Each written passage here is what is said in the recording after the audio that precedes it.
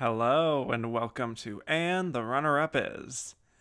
This week on the show, we'll travel back in time to the 91st Academy Awards, which awarded the films of 2018. Alfonso Cuarón, 5 years after winning Best Director for Gravity, arrived with a much more grounded and personal film in the form of Roma. The slice of life film was a major hit with critics and only came out in limited theaters before debuting to all Netflix subscribers.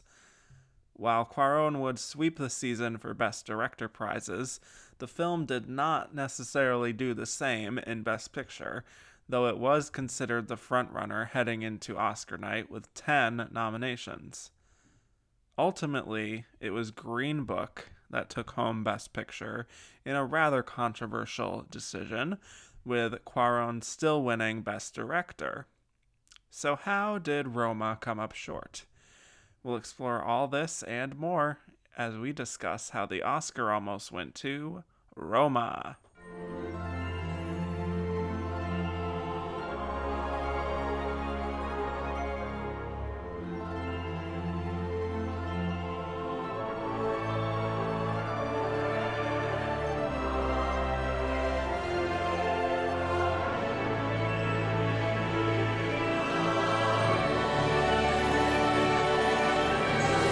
Hello and welcome back to And the Runner-Up Is. I'm your host Kevin Jacobson, and we are going all the way to the 21st century again now with this kind of season premiere that we have here. I first started this podcast with the year 2017, and we covered the kind of the ceremony and all that stuff once the 2018 Oscars came around, but we never did a proper runner-up style episode on that until now. Now we have some distance from this absolutely chaotic year.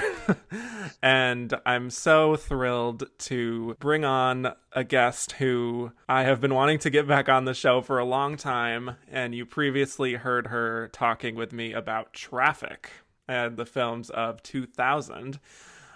Freelance film critic for places like Variety, RogerEbert.com, Time Out New York, and The Playlist. It's the fabulous Tomris Laffly. Welcome. Hello, Kevin. Wow, thank you for that really lovely and generous intro. I'm really pleased to be back. I've been meaning to come back as well. I'm so glad that we found a year. We have lots to talk about. Well, we are talking about Roma today, and Yes. I remember very distinctly how much you loved Roma, and it did not surprise me that you would be interested in talking about this film. Yes, that was definitely my number one movie that year, and I was really hoping, like a lot of people, I don't think it was as unanimously loved as I thought looking back, but I think we were all hoping that it would be Roma, and now, if it were Roma, we wouldn't be talking about it as a runner-up on this show, so Right. obviously it wasn't the winner. Right. Yes, it was my favorite movie, and I was just really knocked out by it. What it was trying to do, both from a historical standpoint and from a cinematic standpoint. It was a beautiful and really heartbreaking for me. An example of neorealism. It depicted issues like class in a way that I haven't really seen before. I mean, we've seen the upstairs, downstairs people of the household owners and people who are hired to serve them. We've obviously seen these stories, but I've never seen it quite in this context, in the way Cuarón filmed it.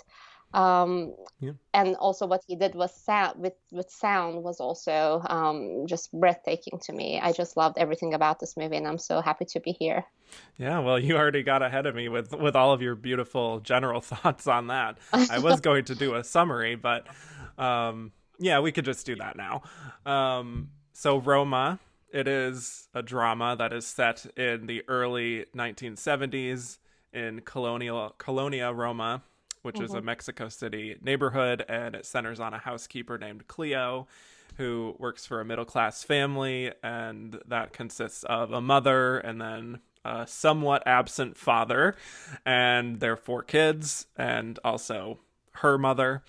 And Cleo soon finds out that she is pregnant with her boyfriend's baby, but he doesn't really want to have anything to do with her or the baby. And so we see Cleo go about her life and ultimately face a rather traumatic experience. And it's all against the backdrop of this revolution that is happening in the streets.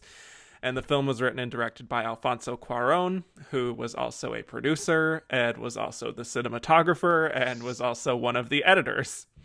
So it stars Yalitza Aparicio as Cleo, Marina de Tavera as the matriarch of the family, Sofia, and Fernando Grediaga, Jorge Antonio Guerrero, Veronica Garcia, and Nancy Garcia. And as far as box office, numbers are shaky because it was a Netflix release, but the total that I have seen reported is $5.1 million.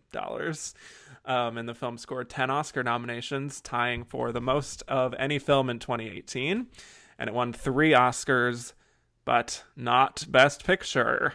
So, Tomris, you already got into some of your general thoughts on the film. Right. I will give you some of my thoughts. I think at the first time I watched it, I was all in on Cleo and her journey and had this mindset that this is a movie about Cleo and the way that she explores the world.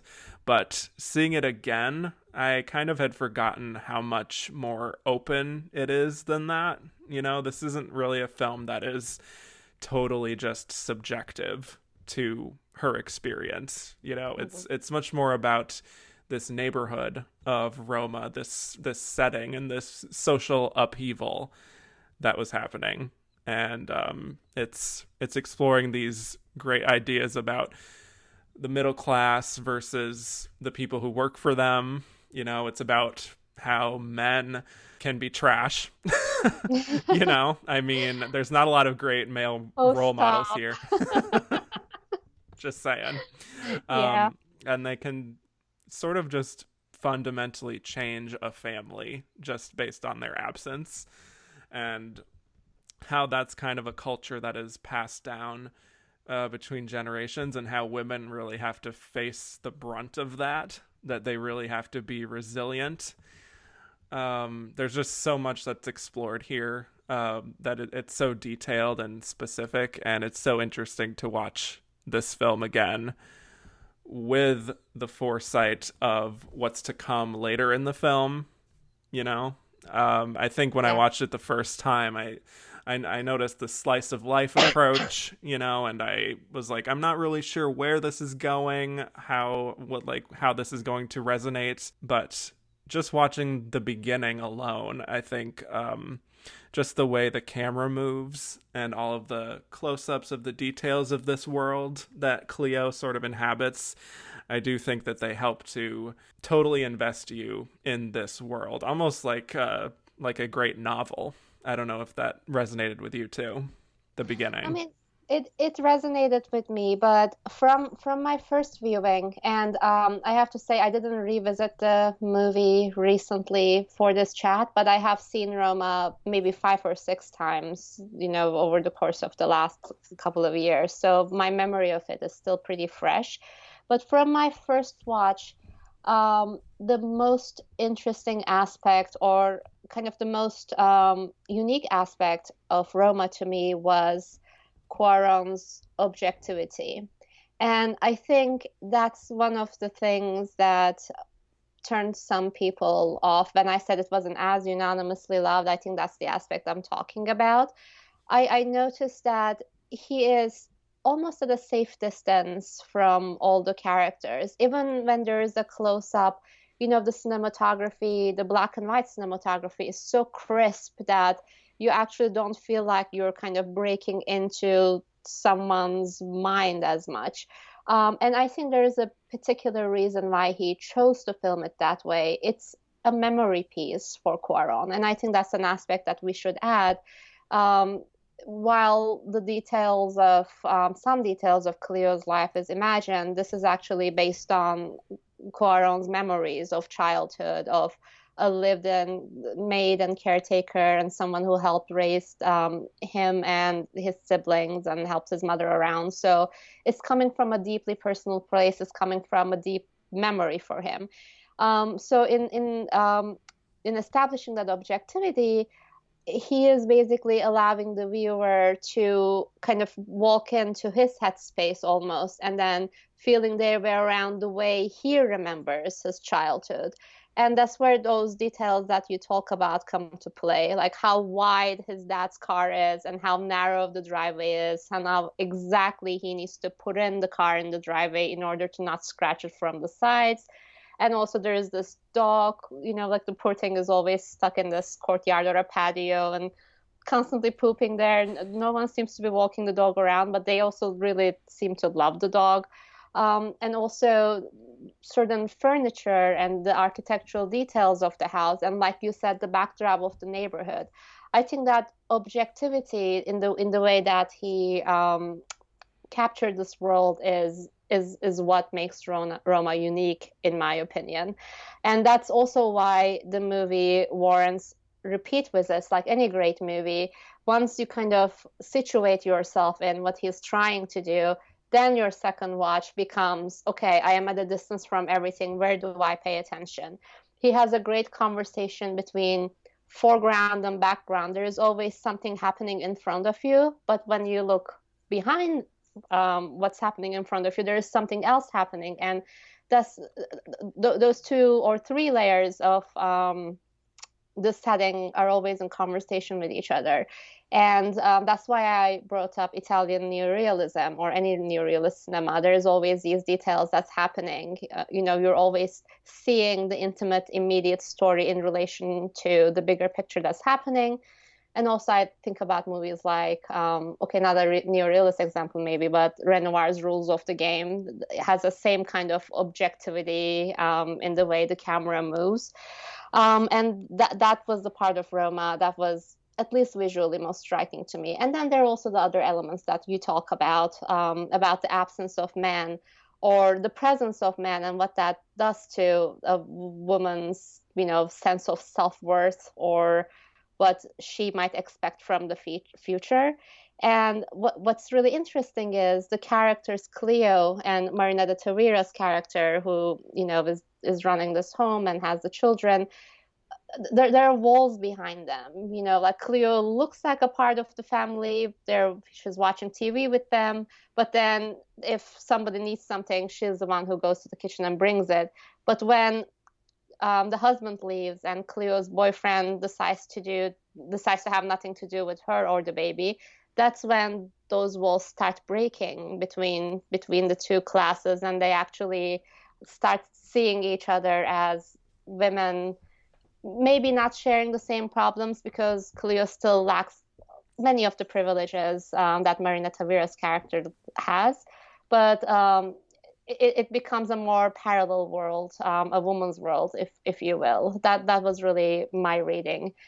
So many other things I can say about this movie. And like you said, also there's a revolution happening at the backdrop, and that's always, a theme. When you're out on the street, you always see something that's pointing towards a great set piece that we would see later on. I'm trying to think if I am missing anything out, but wow, like I'm just reliving watching Roma for the first time right now. And to bring back what I said about sound, this conversation between background and foreground is also happening with, Dolby Atmos. I was just so startled when I first heard it. I'm like, oh, is someone speaking behind me or over there, just turning constantly around, and then I realized, oh no, this is what he is doing, and I just need to get used to it.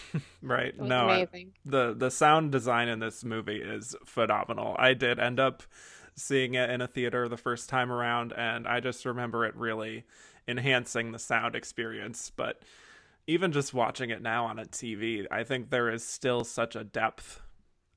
You don't quite get that same experience, I think, on TV on Netflix, but I think there is still kind of a depth and a kind of a organized chaos, I guess, that you rarely see with these kinds of slice of life films like this. Obviously, something Yeah. like Nashville or like a typical Robert Altman film has this overlapping dialogue, and it creates this cacophony of sound, but it's not always super clear and distinct what's happening, with all that overlapping, and you find yourself listening to one thing over another, and all that.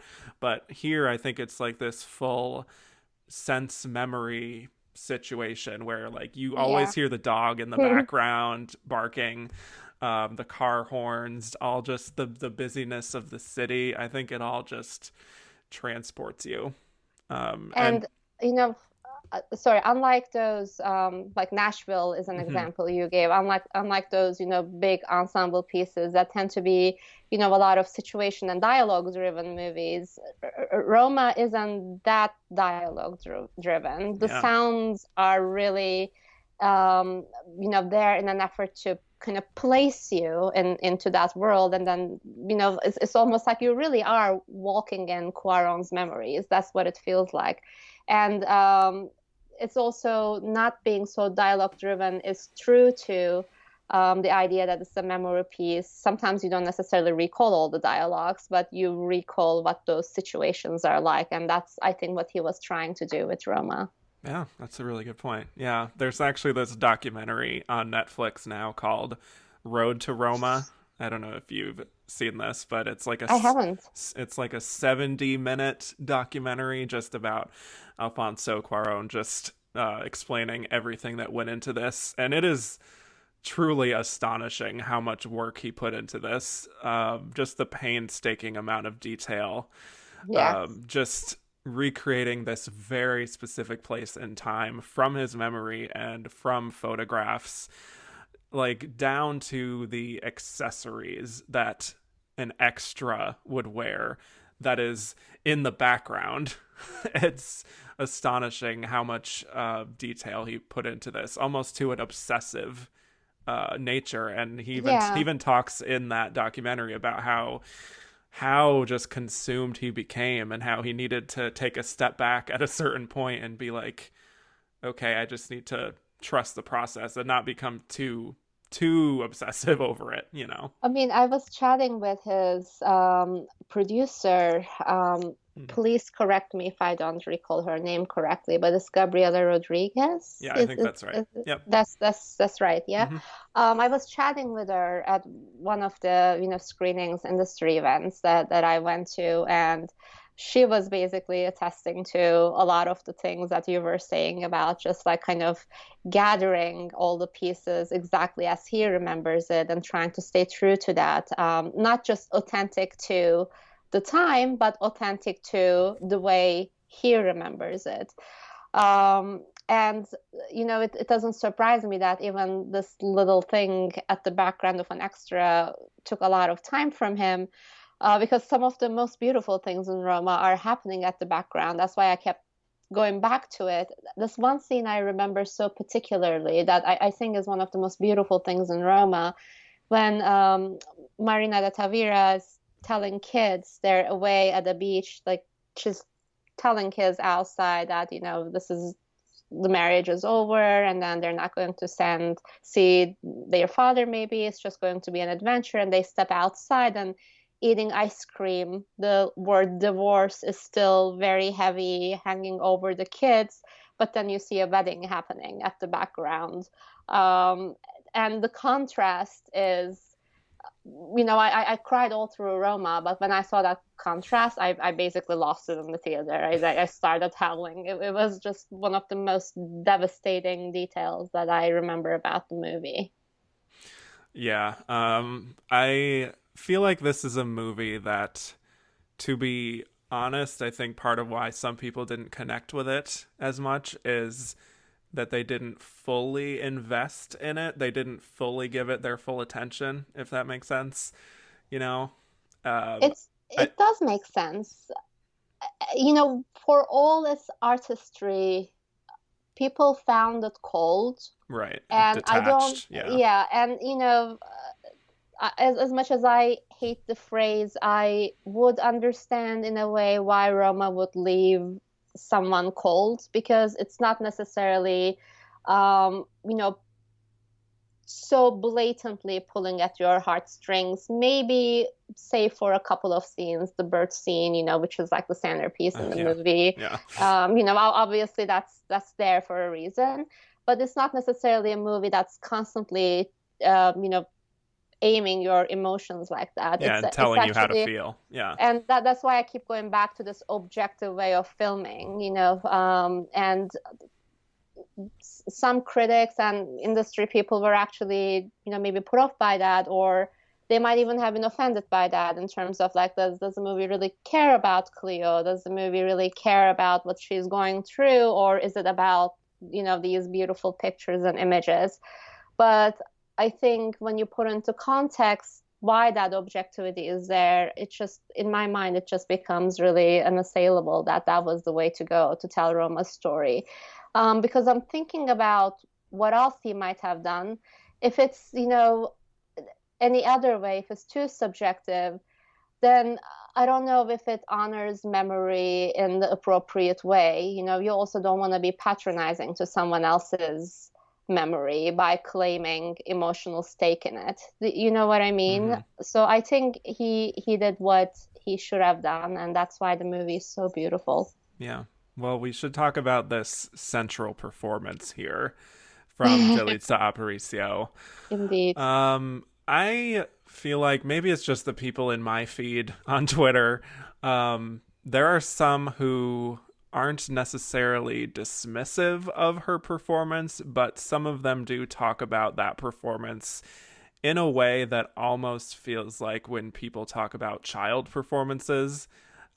This idea that Cuarón had to guide her, or just to kind of give her all of these things, just guide her around to for what to do, and that she isn't doing much herself in terms of her choices. So the criticism is Cuarón as a director is directing. Pretty Interesting. much, yeah. How dare he direct a performance?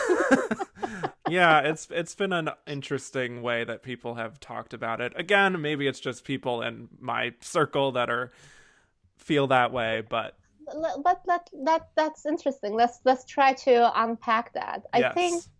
I think what happens when there is a newcomer, and Hmm. not just a newcomer, but a newcomer in a movie that blew up the way Roma did. You know, everybody was talking about it. There is definitely, you know, a degree of mistrust, right? You know, I have that too. Oh, okay, she was great in this one thing, or he was great in this one role, so now let me see he or she do an entirely different thing, and then see, you know, if this person is the actor, or, you know, actor that we thought that he or she was. So I get that mistrust, but um in having said that, I think it definitely sells what she accomplished in this movie short, to maybe to an insulting degree, Oh yeah. because it is a, you know, because Roma isn't very dialogue driven, it's a very internalized performance, and she's not, Julissa Aparicio is not just sitting there and let these things happen to her. She is emoting, she is reacting, she is living through them, and she is basically your guide into this world, both, you know, the family's world and her own world. And when you see what's happening at the background, she is still sort of the person that you're actually attaching yourself to.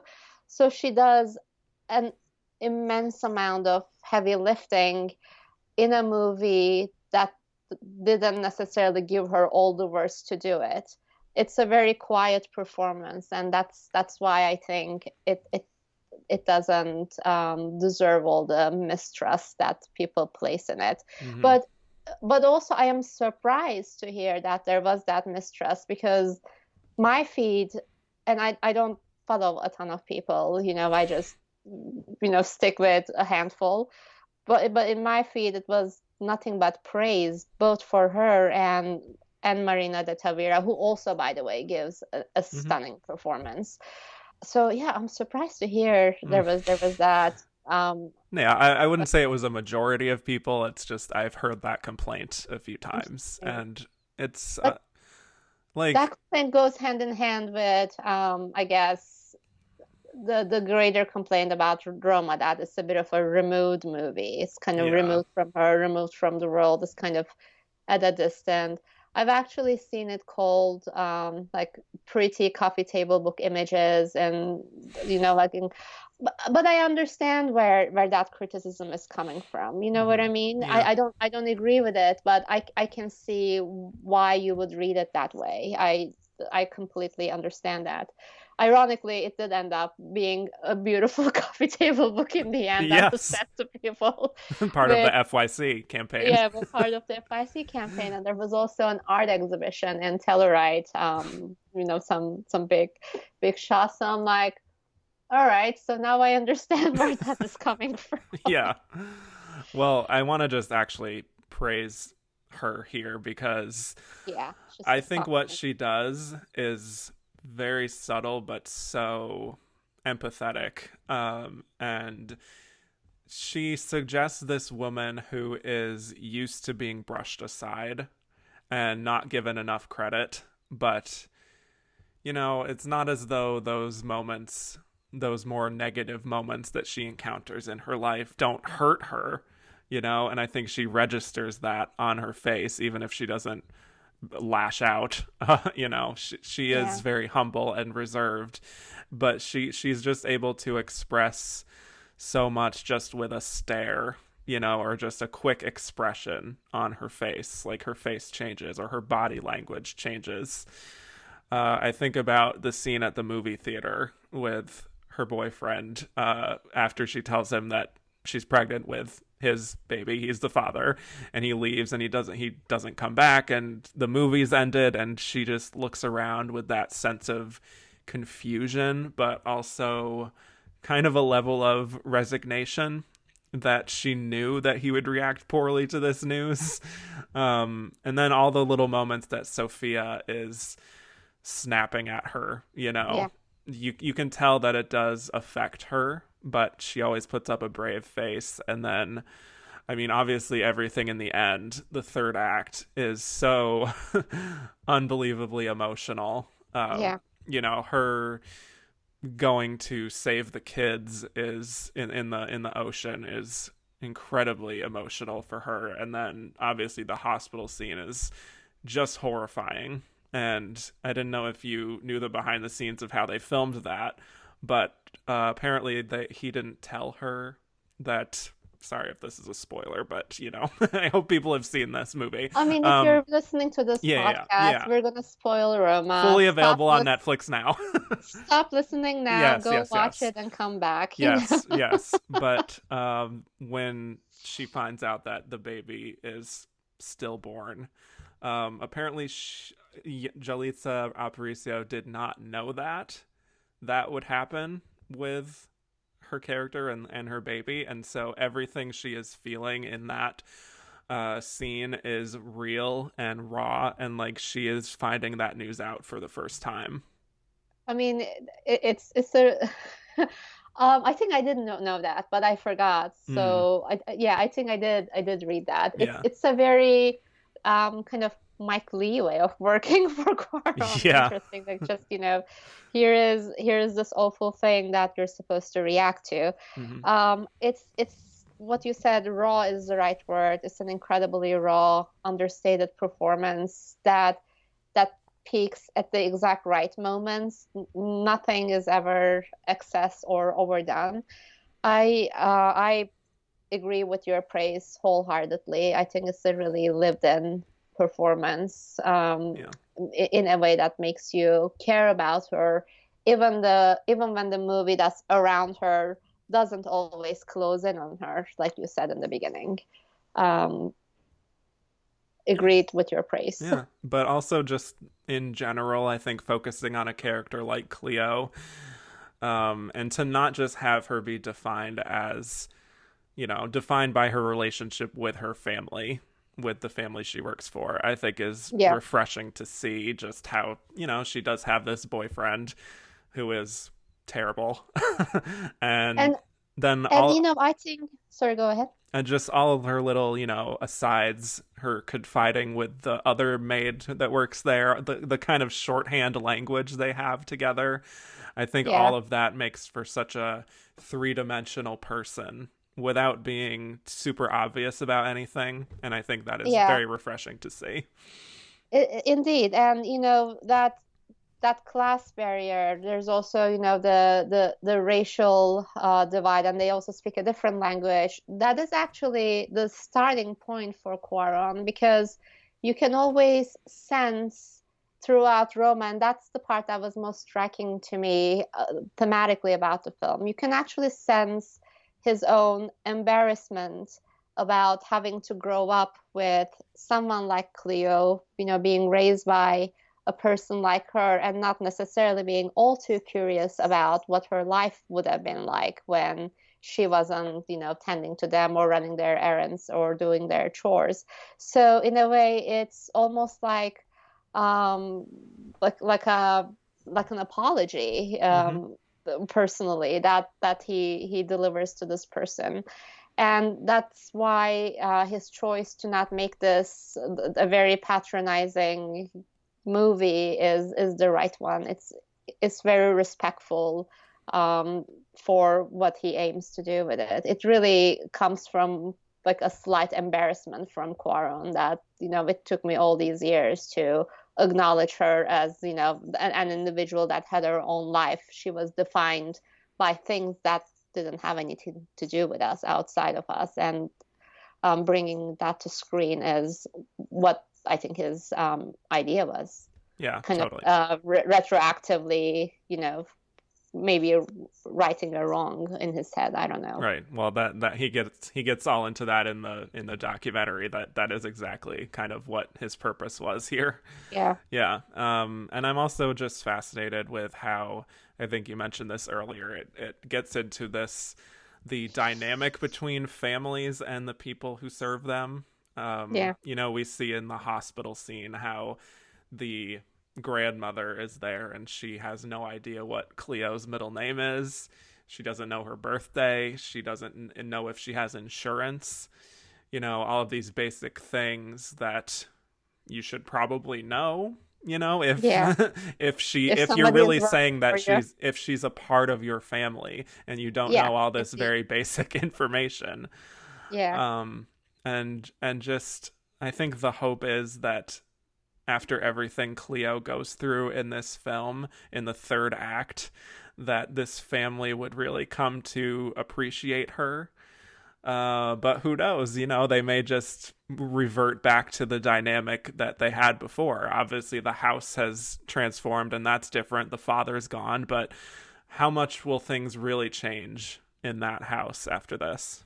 I mean, that's a great question to ask, and you would hope that things would be under a different light, because this one sentence, one of the kids after the beach scene says, "Cleo saved us." That's such a massive declaration, and it Yeah. comes from a really innocent place. In the kid's head, like, I almost died, and Cleo saved all of us. Um, so will that be the defining factor in the dynamic between the upstairs and downstairs? Who knows? But you would hope that they would take that to heart. Yeah. Yeah, I mean, I did want to definitely highlight that beach scene because that is just so extraordinarily filmed from a cinematography standpoint alone. Just the a level of coordination that there is there with very few cuts, and then the beautiful kind of iconic shot of them all embracing on the beach and them all surrounding Cleo and giving her love and her saying that she didn't want her baby to be born is just like, when that was happening in the theater for the first time, I was I was overcome with the level of emotion there. Yeah. I mean, it's an astonishing scene. Cinema from a cinematography perspective, the way Quaron kind of dances around the waves, how much you can see, behind what's happening, behind the wave, and how much you can't see is basically the entire tension of the scene. You're completely in Cleo's vision at that point. And when they form this sort of like warm, fuzzy human sandcastle after they're back on the beach, that's probably one of the moments that I also lost in the theater. It was just so beautiful. And then also confessional for her and confessional for Quaron too. Yeah. Basically just making her the heroine that she deserves to be. Mm-hmm. Absolutely. Did you want to highlight any of the other bigger set pieces in this film? Like we have that big New Year's party that leads into the fire, putting out the fire. I mean, it's incredibly beautiful, and it's because of, I think, that sequence that I brought up, Rules of the Game. It's a very Rules of the Game-esque sequence that happens. I think the one sequence that we should probably talk about is when they go to this furniture store to buy, a bed for the baby. And then I don't remember exactly what the camera move does, but I believe it's all one take when you kind of just scan through the furniture store and start seeing the street. And then the, kind of uprising that's happening in the street that sort of leaks into the store. And that's when I think she faces the father of her child, which was also... Who has a gun. Yeah, he has a gun. And those are the moments where he brings together what happens with the background to the foreground. Every now and then those two worlds merges, and that was one of the most distinct moments when that happened. Mm-hmm. Was also beautifully filmed. Yeah, and that hospital scene we talked about. Yeah. Oh God. Well, I was gonna say with that uprising scene. I mean, certainly that battle we see between the protesters and the military in the street kind of resonates on a deeper level now, just given the protests that are happening in the US right now, and just showing how things don't change that much depending on the culture or the time period that you're in. Very emotional to watch that whole sequence in 2020. Just saying. I should revisit Roma, but again, my memories of it are so fresh because of how many times I just kept going to the theater to see it. Yeah. Did you have any other sort of detail? I mean, the big martial arts demonstration thing with all those men and their sticks. That's kind of a fun sort of ridiculous scene that I enjoyed too. I did too, but there are also ways of looking at it. I thought a lot about what that scene might mean, because there's also this exercise where all of the men, who are practicing martial arts, among which is Cleo's boyfriend, are practicing their kind of inner strength and balance, and in a way, kind of seeing yourself as a holistic thing who can balance and not fall down. And she is the only person in that whole crowd who is able to pull off a move that looks so simple when you look at it on TV, but when you actually stand up, like I did once, and try to do it, it's incredibly hard. You have to have an immense sense of self, like be really aware of every muscle in your body to be able to stay in a very balanced position like that. I think there is something to be said about the way Quaron sees men versus women. Oh yeah. In that scene, there's a lot of like this masculinity and kind of hard-earned pride about just having the muscles to do something, but Cleo basically just does it without breaking a sweat when others kind of start falling when they're trying to balance themselves. I think there is definitely something to say about how strong she is and how self-assured she is as a person. Yeah. And it's not like he puts too fine of a point on that, it's we just sort of pan over to her and we see that she's able to do it, but it's not like, oh, some big deal that she's the only one who can do it. And, it's not, they don't make a big deal about things. And that's really kind of a credit to the whole film, is that it's the entirety of the film. You kind of just need to pick up on these. What is he trying to say? Because he's always trying to say something. Yeah.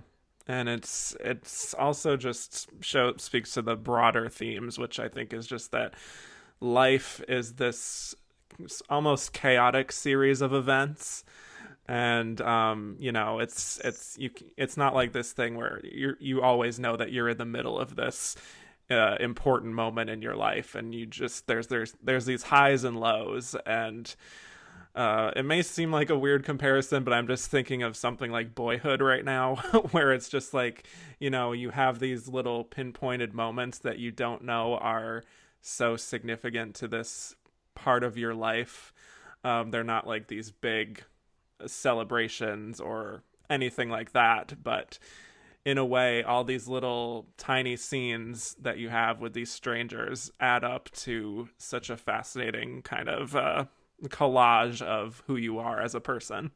I don't Yeah, know I if mean, that I makes don't. any sense. I I'm think just it makes sense. going off the top here. I don't think that's an out of place comparison because Boyhood obviously being a very different kind of movie about Yeah, different kind of people, but it is very defiantly not showing you those big things. yeah, You don't see the graduation, but you see the little thing after the graduation. You don't, you see the smaller things that actually makes up your life as opposed right, to the bigger things. And Roma does have those big moments, the moment right, she loses her of child, course. etc. But it's really about the things that are in between. Those in between moments are basically the essence of life in the end. And I see where you're coming from. Hmm. That's good. Yeah, I'm glad I'm not too crazy with that comparison, because they are they're about very different kinds of people in very different situations. But yes, I will But in say, terms of the approach to yeah, life, I think is what you were looking yeah, at, and I exactly, can I can I can see, like what interests a filmmaker most is always comparable, right, regardless of how, different their subjects might be. yeah. I will say, just for me, the thing that prevents me from going full 5 stars all the way with this film, it's 4.5. Still praiseworthy, obviously, as we've been talking about. Is just I admire so much about what he's doing here as far as recreating his memories and honoring his housekeeper from that time period, and all the themes are really well explored, without being overt, and all the performances are great. I do think that on the whole, there can be a distance, between the camera and the characters sometimes that you do. I mean, it's kind of like what we were talking about before, is that you do have to sort of lean in and give it your full attention to fully appreciate it, which Yeah. in an ideal world is what you should do with all films that you see. Um, but the fact that it is so subtle and deliberately paced, I'm not going to say slow, because that's not what I think this is. I think it takes its time to tell its story. I mean, you can't say slow. That's not necessarily, a negative. It doesn't have to be a negative thing about a movie. But that distance that you're talking Yeah. about is basically was the main point of, well, some people who didn't really love Roma. Actually, they didn't even do 4.5 stars. It was just like a mediocre movie for Right. them because Right. that distance for you was maybe a little thing that was missing in the movie, but for the people who kind of dwelled on that distance was maybe not as respectful of Cleo because, why didn't he lean in closer? But I mean, it's again debatable.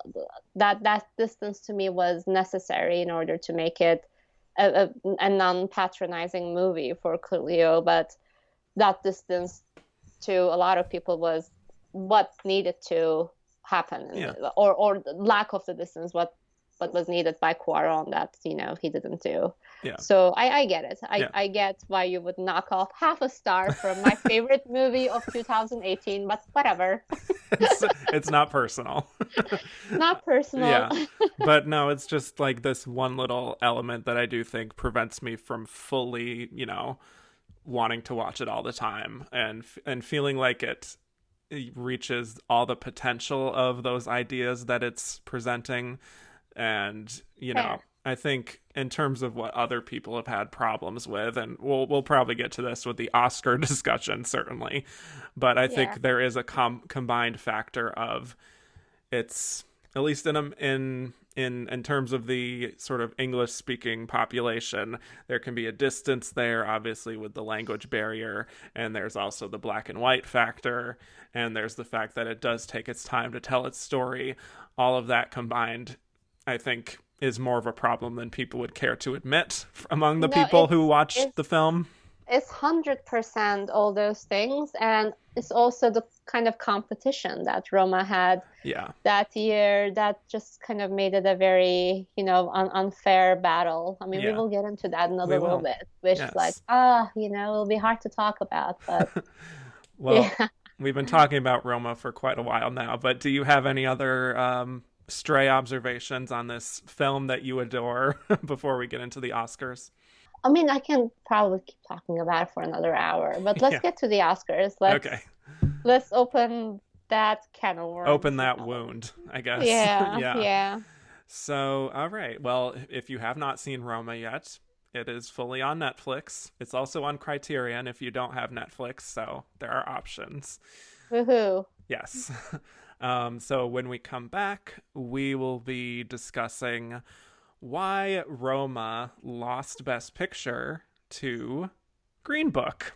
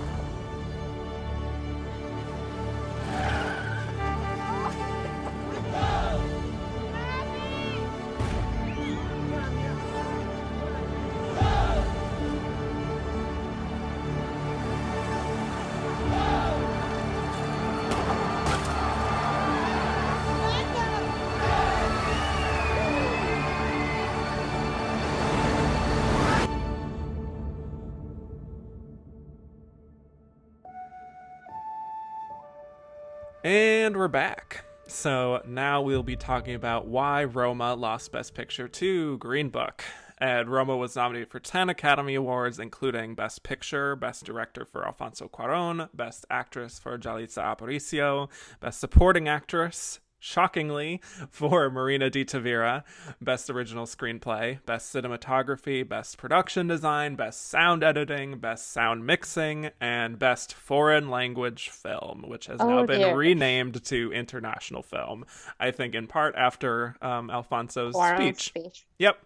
So before the Oscars, Roma was considered, I would say, the frontrunner. I mean, it won the Directors Guild Award. It won the BAFTA Best Picture. It won the Critics' Choice Best Picture. It won at your organization, New York Film Critics. I'm sure you were a voter on that one. If you were there, right? Yeah. Yeah. Okay. And then the Los Angeles Film Critics, so coast to coast. And then Toronto. I mean, it won a lot of critics' Best Picture prizes. And then meanwhile, we had Green Book, which won the Golden Globe for Best Comedy, and it won the Producers Guild, and that was pretty much it for Green Book as far as precursors. So, all right, here we go. Let us get into this race. I should know this, but I don't remember. Who won SAG Ensemble that year? SAG Ensemble. That was Black Panther. Oh, right. Yeah. Right. So I remember. Oh, another curveball to the race. Right. I remember that. Yeah.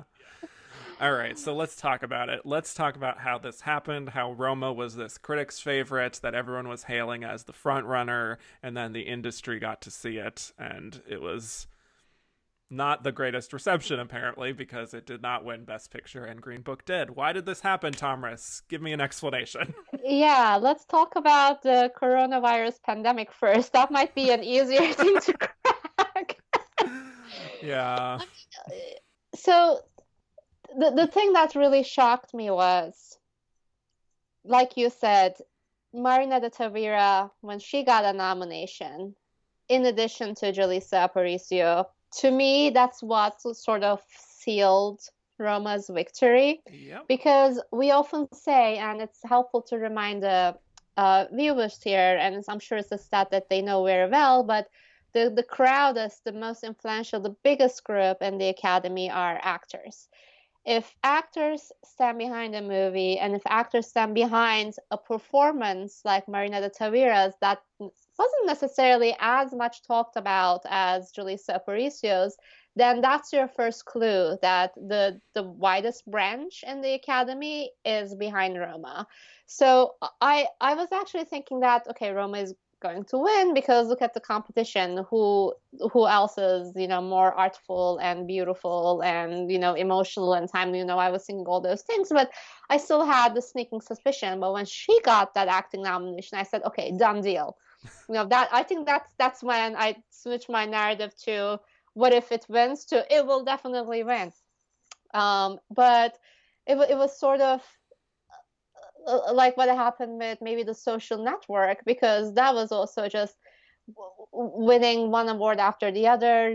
Just all the critics were naming it the best picture of the year. I don't remember if it won as many guilds, but when It did not.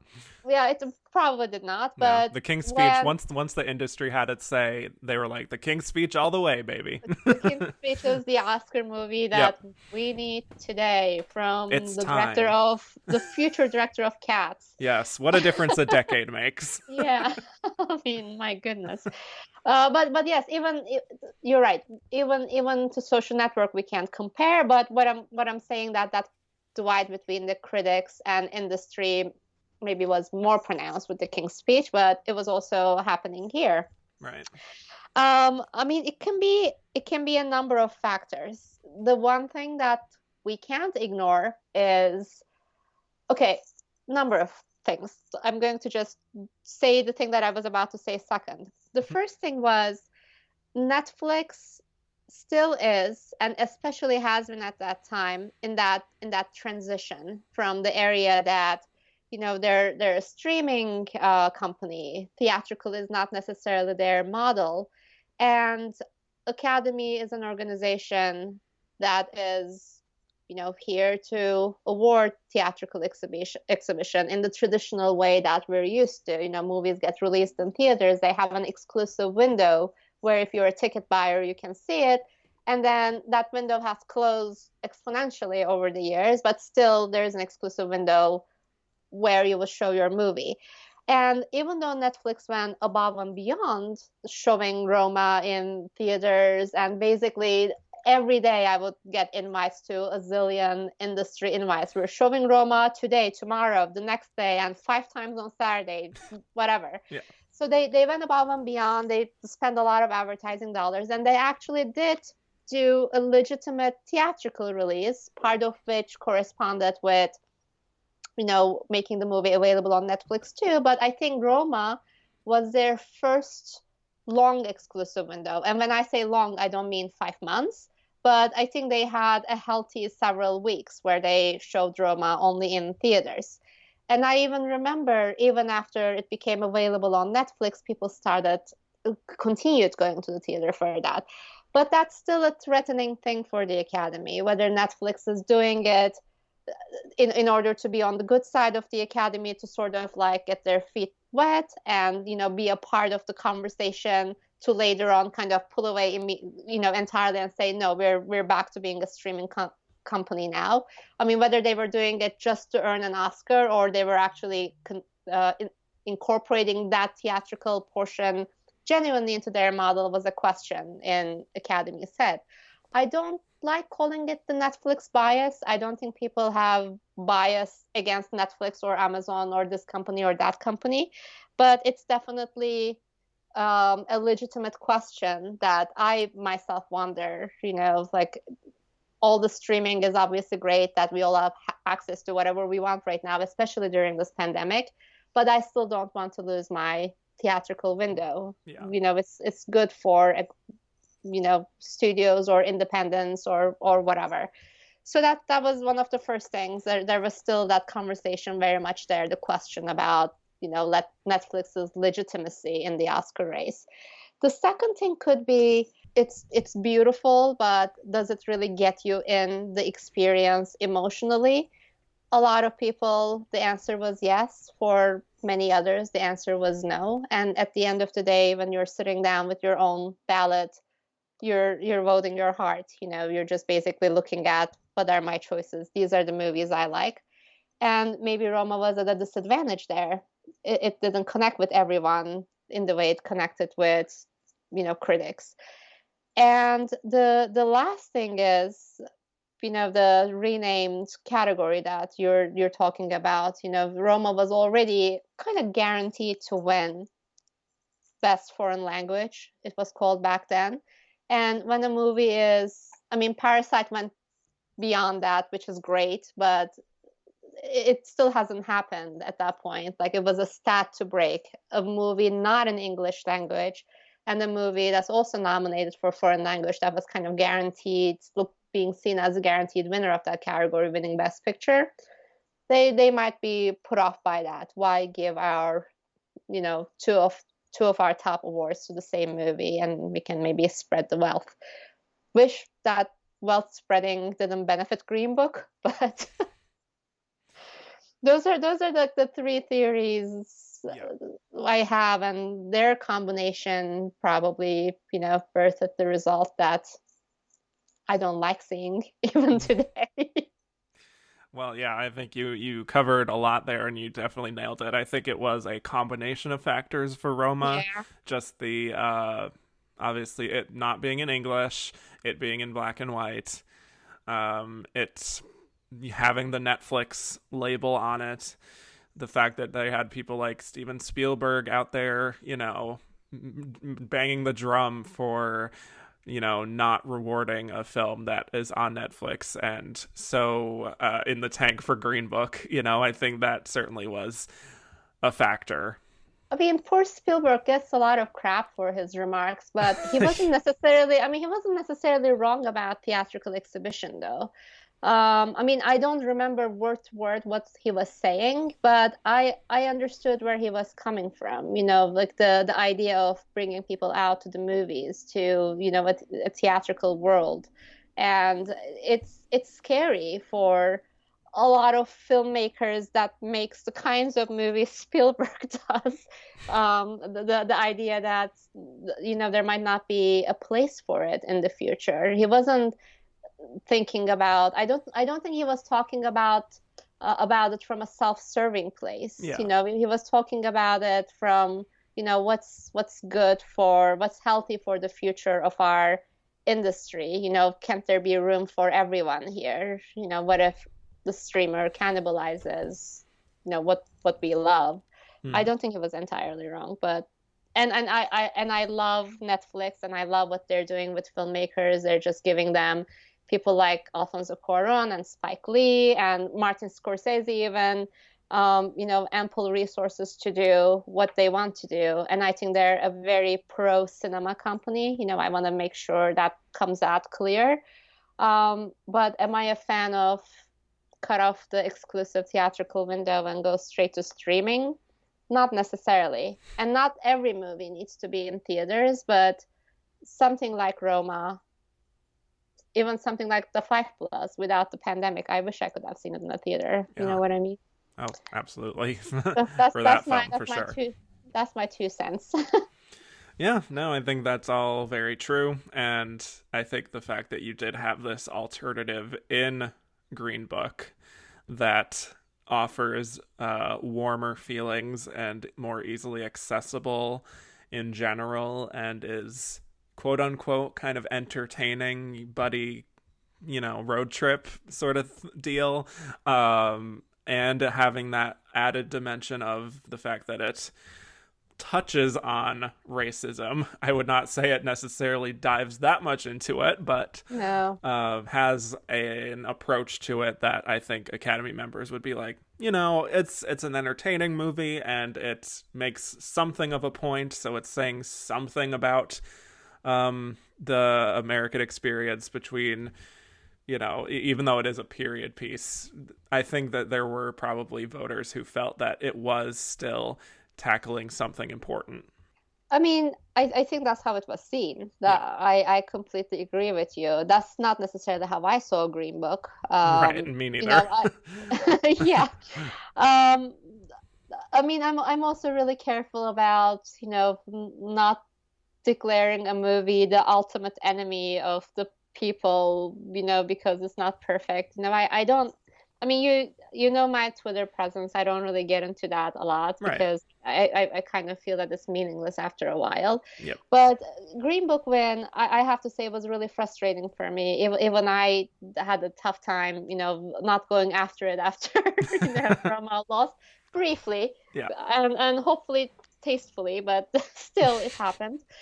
It was frustrating because here Roma was really trying to do something about race and class and memory and privilege and a lot of issues that still concerns people all around the world today, even though it was a very specific story. Because of how specific it was, I think it spoke to something so universal too. I admired Roma for that. And whereas Green Book, I think it would have been one of my top movies if I've seen it in 1991 or something.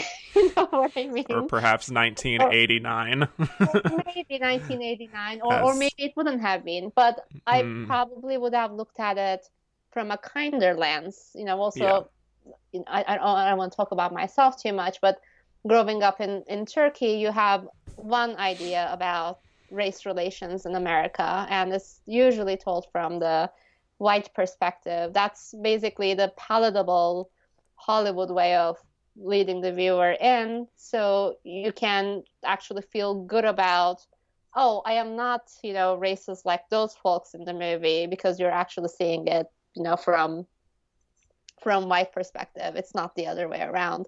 And Green Book was basically, the blueprint of, that formula, just leading us into, from Viggo Mortensen's point of view, this really rough around the edges and entirely racist guy ends up meeting this, one perfect black man, and at the end of it, he's not racist, and we're all human beings. And I feel like, even though it's a well-meaning movie, and even though it preaches values like equality and acceptance, it still rubs me the wrong way, and I think it's a really ugly way into that story. That's Yeah. my own perception.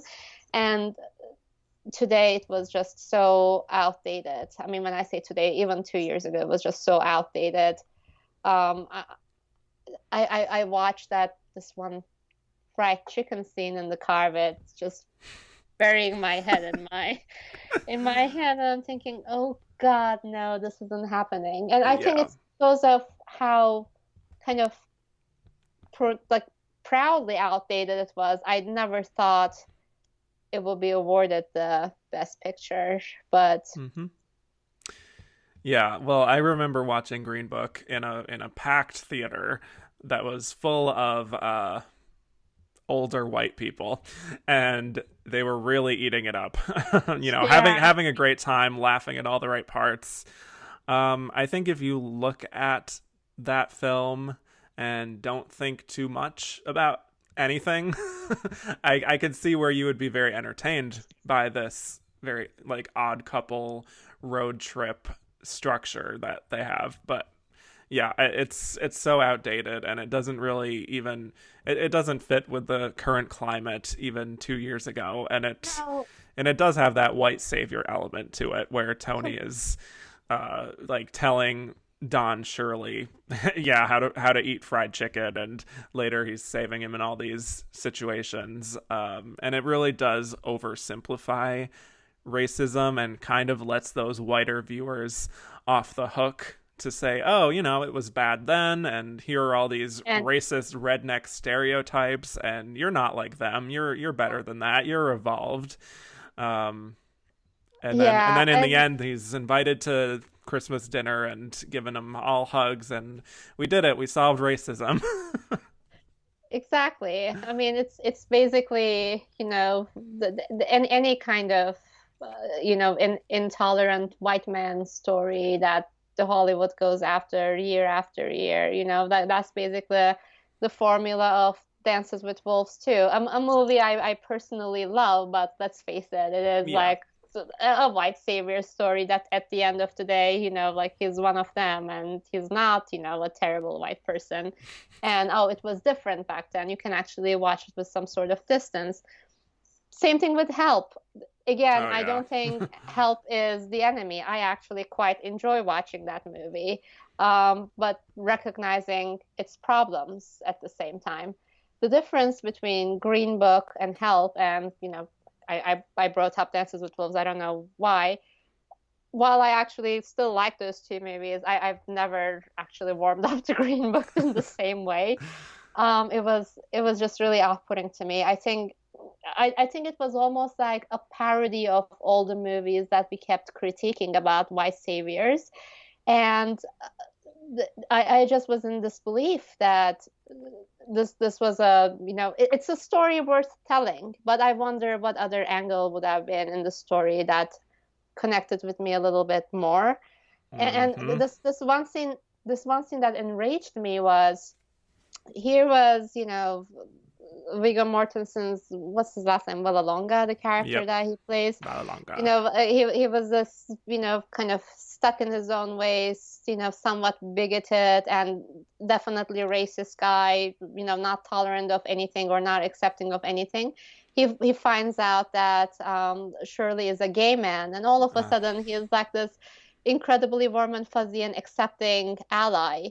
And I'm like, whoa, everything we actually learned about this character so far points that this would not have been his reaction. What's going on here? I also felt really manipulated and patronized as an audience member, because it felt to me a very dishonest move by the movie, that I thought I was watching a different kind of movie, and all of a sudden, like, oh, like he's so transformed, but I don't know how, and I don't know why.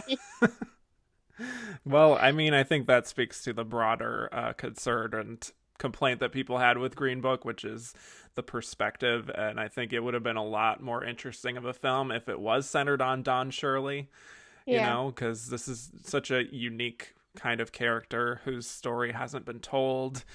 And yeah, the fact that they didn't really consult with Don Shirley's family was something of a topic in that year, but that did not seem to bother a lot of awards groups, the fact that that happened. And if anything, I do think, and this is certainly going to be a broader discussion when we also talk about another film in this Best Picture lineup, that the backlash on quote unquote film Twitter and critics and, that circle, that bubble, kind of did have people digging their heels in and being like, you know what? No, I'm not racist. I'm not problematic. Like, I think these movies are great and entertaining and fun, and I'm going to vote for them because you said that I shouldn't, Yeah, there you was know? definitely a defense factor, like, Yeah. how dare you tell me who to vote for? Yeah.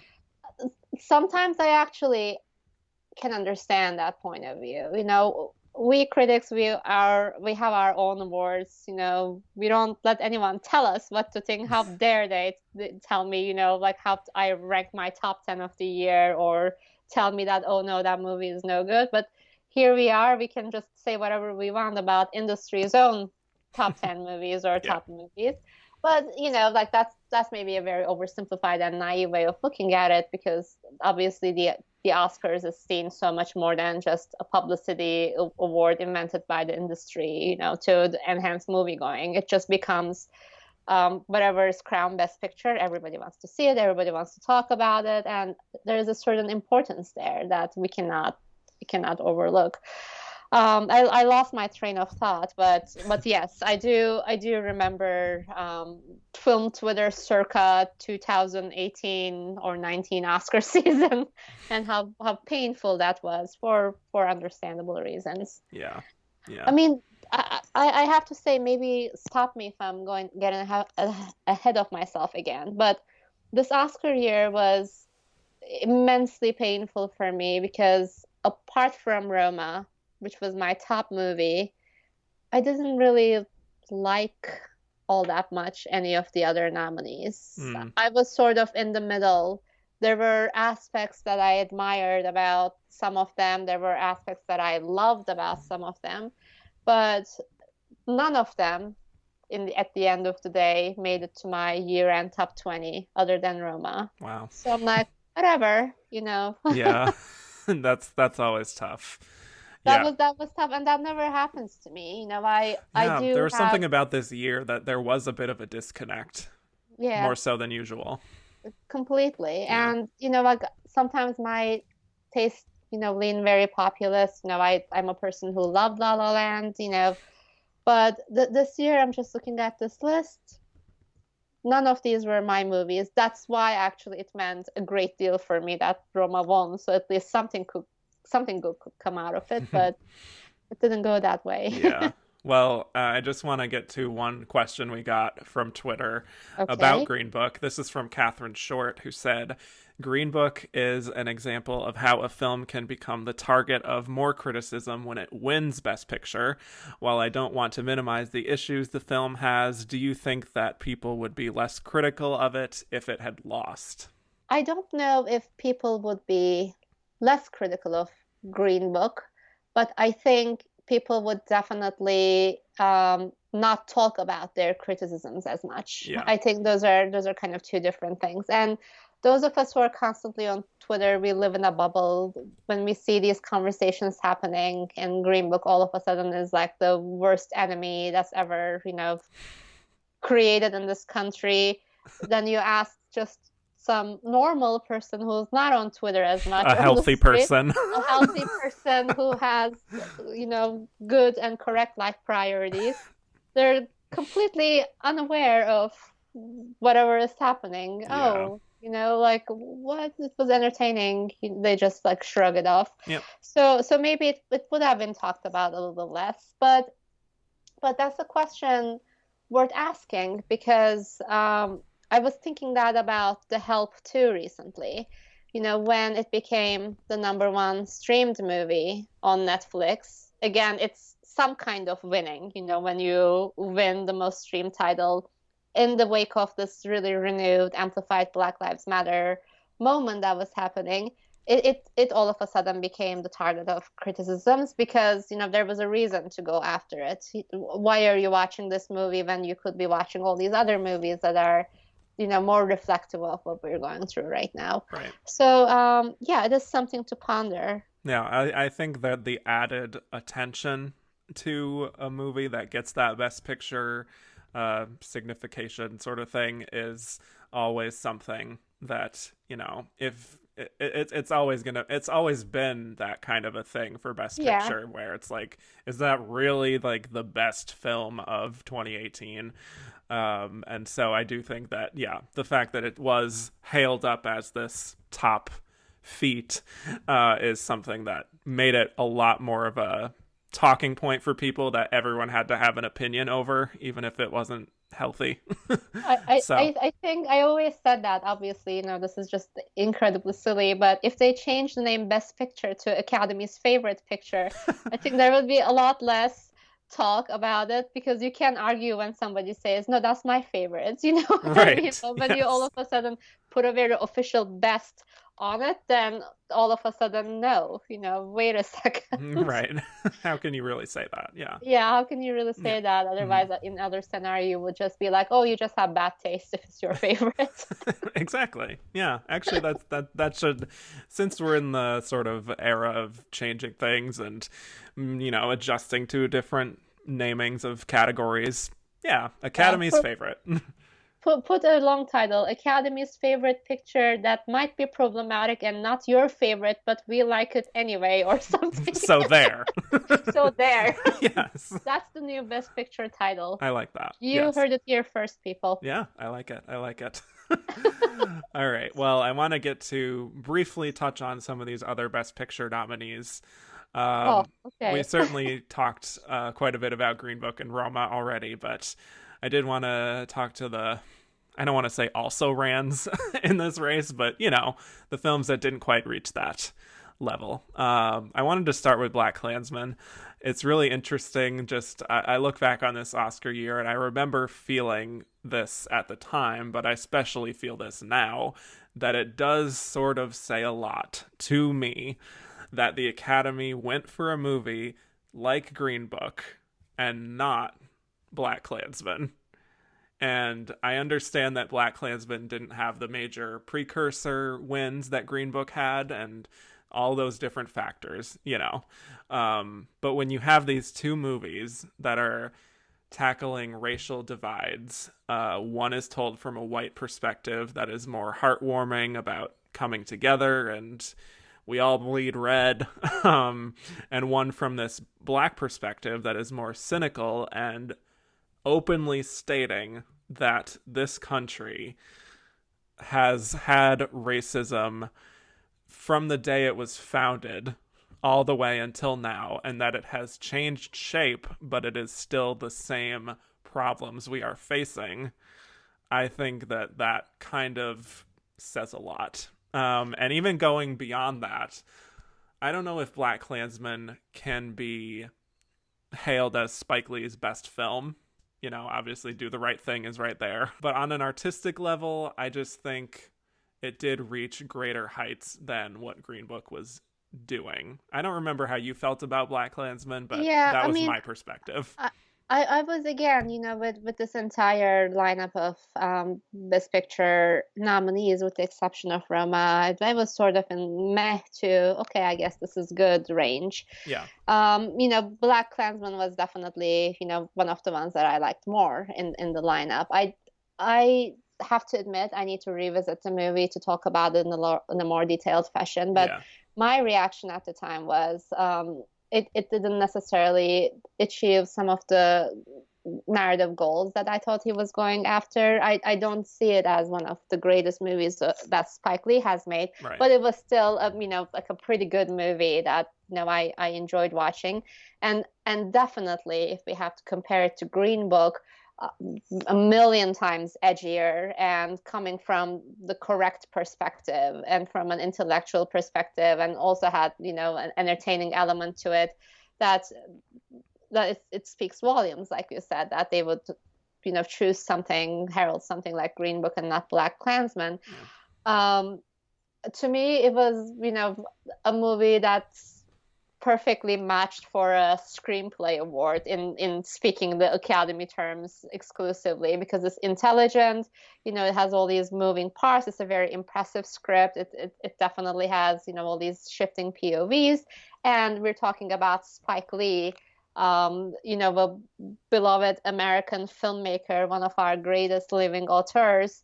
It's still an embarrassing stain on Academy's history that Do the Right Thing did not land a nomination. So there's also the narrative of its time factor. So the screenplay award was kind of written for that movie, So to speak. but Yes. so to speak. Yes. But yeah, I mean, it's not shocking to me that wasn't the movie that was chosen as the best picture, but Yeah. it was definitely it would have been a 3 billion times more worthy winner if it won over Green Book. Yeah, and this is a question we got from Charlie Bright, our friend Charlie Bright, that speaks to that a little bit.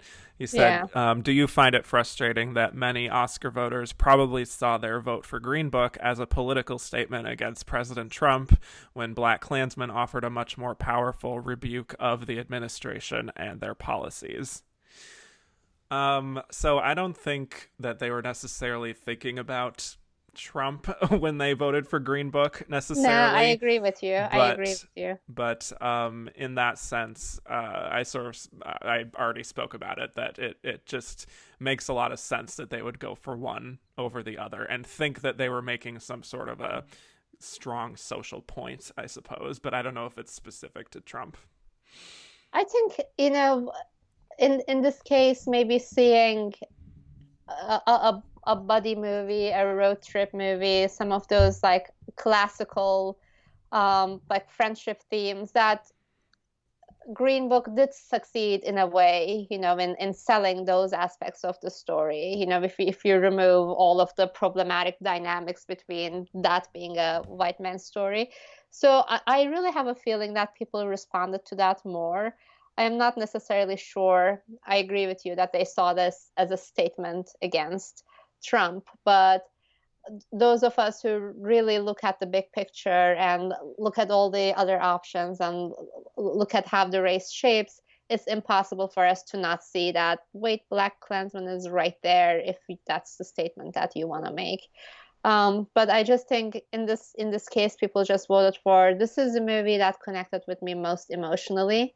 And I'm a pretty decent white man. And on top of it, everybody has been telling me that I shouldn't vote for Green Book. So I don't know. Can I swear at this show? Fuck Yes. those people. I'm going to vote for it anyway. Pretty much. I think you nailed it right on the head there. One question we got from Amy Thomason. Well, actually, this isn't a question. This is more of a request. Please discuss the announcement of Samuel L. Jackson presenting Spike Lee with Best Adapted Screenplay. Yeah, so that was a great moment. I love that moment. I know that sometimes people, when it comes to presenters, think that there shouldn't be that much of like an association with the person presenting and then the person who gets the award, because it's always an awkward situation, because if they win there's going to be a clear sort of like biased reaction, but if they lose it's going to be really awkward.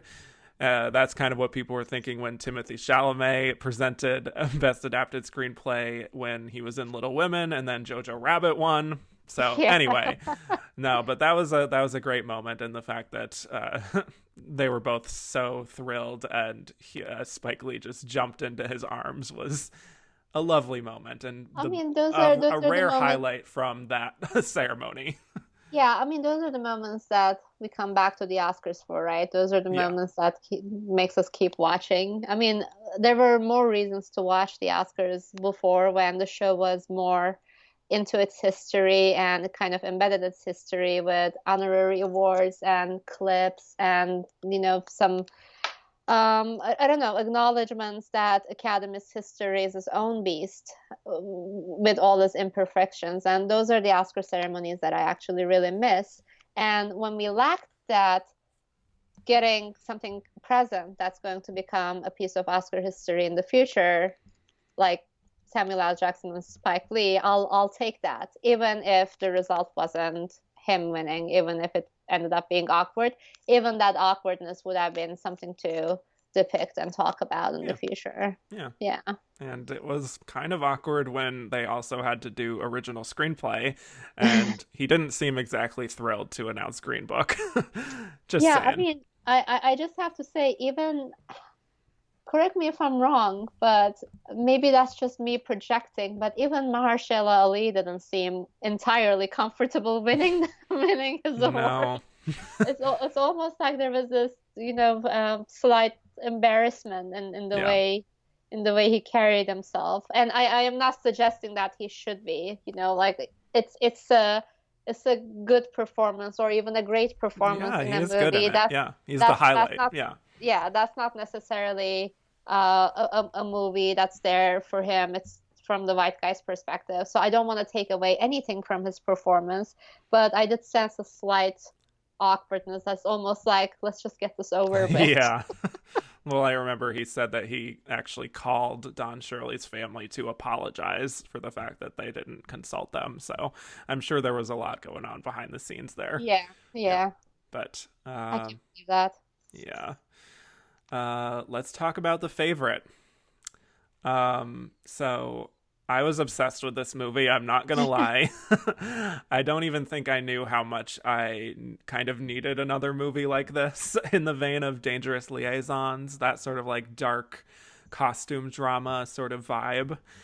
Yeah, I love this movie. It's so absurd and so funny. Disturbing, and all the performances I think are absolutely Oscar worthy. And Olivia Colman, Emma Stone, Rachel Weisz. It's such a great, like, iconic trio at the center of this, and they are three leads. I'm just gonna put that out there right now. I do think that they all lead this film. I don't disagree. Okay, yeah, Yeah. yeah. There was a great moment at the Gotham Awards that I attended that year. I think they were giving a special award to was that Rachel Weisz, and they were all just saying that I am the favorite. No, I am the favorite, and I am the favorite. They There you were all go. just I'm like, yeah, you guys are all favorites. There you Yep, go. yep. Um, Yeah, it's so interesting to me that I feel like they all signed on to this film that is a Yorgos Lanthimos film that doesn't always get that kind of a widespread sort of recognition by audiences or even awards groups. And now this is a film that gets 10 Oscar nominations, tying with Roma, the most of any film from 2018. And I kind of love that. And also I love how much it sort of revels in its own nastiness without yeah, going too far with it, and kind of striking that ironic tone with the fact that it is a costume drama also. it Um, is. It is such an interesting movie, The Favorite, and I think we just need to, do a sidebar about Yorgos Lanthimos really briefly. mhm. He's a really interesting filmmaker. He started with his own kind of brand of narrative, like very staccato, um, very, I don't know, fiendish is a movie Yeah. is a word that I keep using for his movies in my reviews too. And he started in a very independent sense, but he almost took exactly, what makes his movies, and then applied it to a broader palette, to a more palatable, widespread mainstream thing, but still managed to remain himself, like true to something like Dogtooth or Lobster. Hmm. Um, Favorite is a movie that I liked in Telluride when I saw it there for the first time. Hmm. Didn't love, but I realized when I revisited it at the year end, it was going to be a December theatrical release. That's when I got to write a full review for the movie. When I started writing about it, I actually realized that some of the virtues that the film has are things that I might have dismissed previously, and I actually admire them a lot more than I had realized. There are still things that I find, off-putting about The Favorite. I Sure. think Lanthimos's Yeah. the staccato-ness and then the absurdity um, kind of spreads itself too thin every now and then for me. Like you're just needing to move beyond that, and he's still kind of stuck there. I don't know if I'm doing a very articulate job of expressing that, but No, I get what you it mean. just yeah, Yeah. it just becomes like a repetitive, tiring thing for me. Hmm.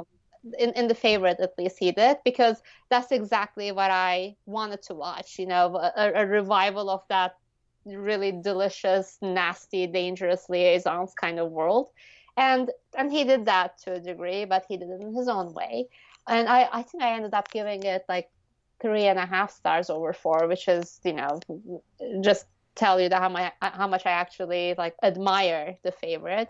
But has that been a movie that I just want to be? I'm just gonna watch The Favorite again because I can wait to revisit it. Not really, but Mm.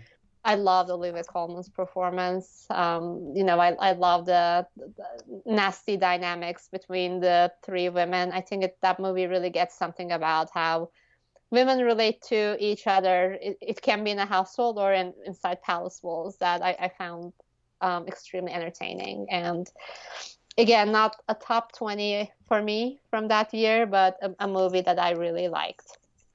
That's fair. It actually did make my top 10. Just because, again, I feel like maybe it's just my own personal feelings and my own preferences that I was really craving a movie like this, and I did not Yeah, know that I needed it. And just full on actressing. I don't know yeah. another adjective for it. It's just, I love that full-on actressing. yeah. And Emma Stone, I think, doesn't get enough credit for what she does in that film. I think it's one of her best performances on top of everything else. And it Yeah. was a little suspicious and shady campaigning that her and Rachel Weisz were in supporting. I sort of get Rachel Weisz more because I think she recedes into the background eventually to a point. But I mean, like Emma Stone, the movie is about her journey and her ascension to that status. And I feel like her being in supporting didn't make a whole lot of sense to me. Yeah, I But agree. I agree. Category fraud, yep, as we keep that calling it that year lovely after year. phrase. Yes. Lovely phrase. Mm-hmm. We got this question from Love Kyle, who said, "If The Favorite had more pizza folding, do you think it could have won Best Original Screenplay over Green Book?" More pizza folding. Yes, apparently that's what makes a good Um, screenplay. um, hmm. I don't know. I think, again, entirely different movies. What we talk about in terms of Roma leaving some people cold or at an arm's length is something that's very much true for The Favorite too. I think it left some people at arm's length. Yeah, And, it's not a movie as kind of easily palatable immediately as Dangerous Liaisons is. I compared it to it in my review, but um, I don't know if it would have been a screenplay winner in that sense. yeah, But I mean, Rasmus will have his time. I think he is definitely one of those smart authors that, started in his own country and, yeah. but he's definitely gonna get there. I wonder how much the fact that he did not write it was part of why it did not win. Oh, I forgot that he didn't write it. Yeah. So, But wasn't he a co-writer? nope.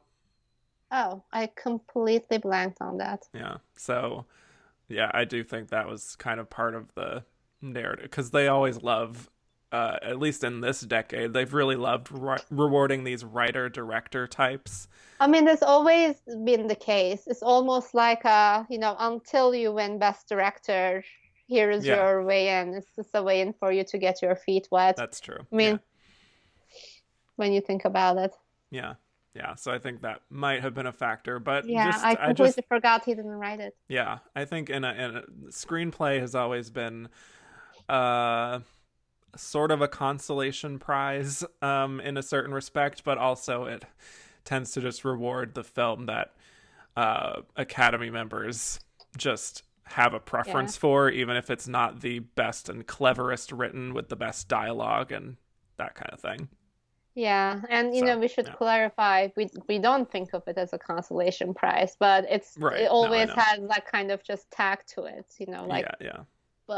oh, we're not going to give Spike Lee Best Director this year, and BlacKkKlansman is not going to win. And when we say we, obviously these people, thousands of them, don't huddle in a room and make these decisions, Yeah. but Contrary it's to what some people might think, yeah. yeah, it's contrary to some people might think.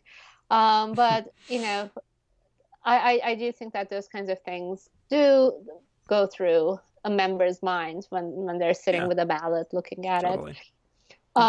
It's a sidebar. Feel free to edit this part out, but I just find it hilarious to what we're talking about. When the Academy tweets something, there is always someone who responds and saying, "Then you should have nominated this movie if you think that."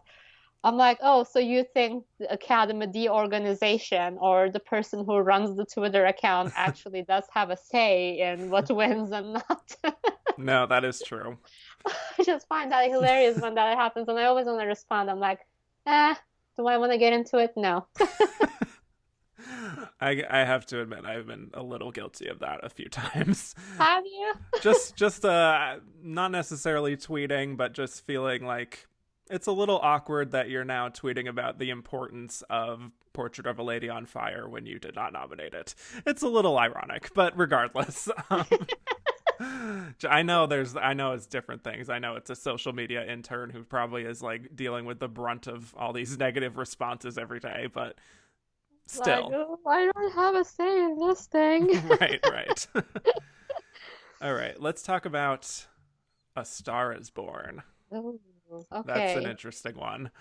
it is. I have to admit, of all of these Best Picture nominees, I was absolutely the most hyped to see this one. Maybe not hyped, but just curious to see Yeah. how the approach would be. I'm a huge fan of Gaga. I've been following her career since Just Dance and Poker Face, a decade ago. And I was so intrigued to see what she would do as the lead of a film. Obviously, the story has been done before many Many times, times. over and over again.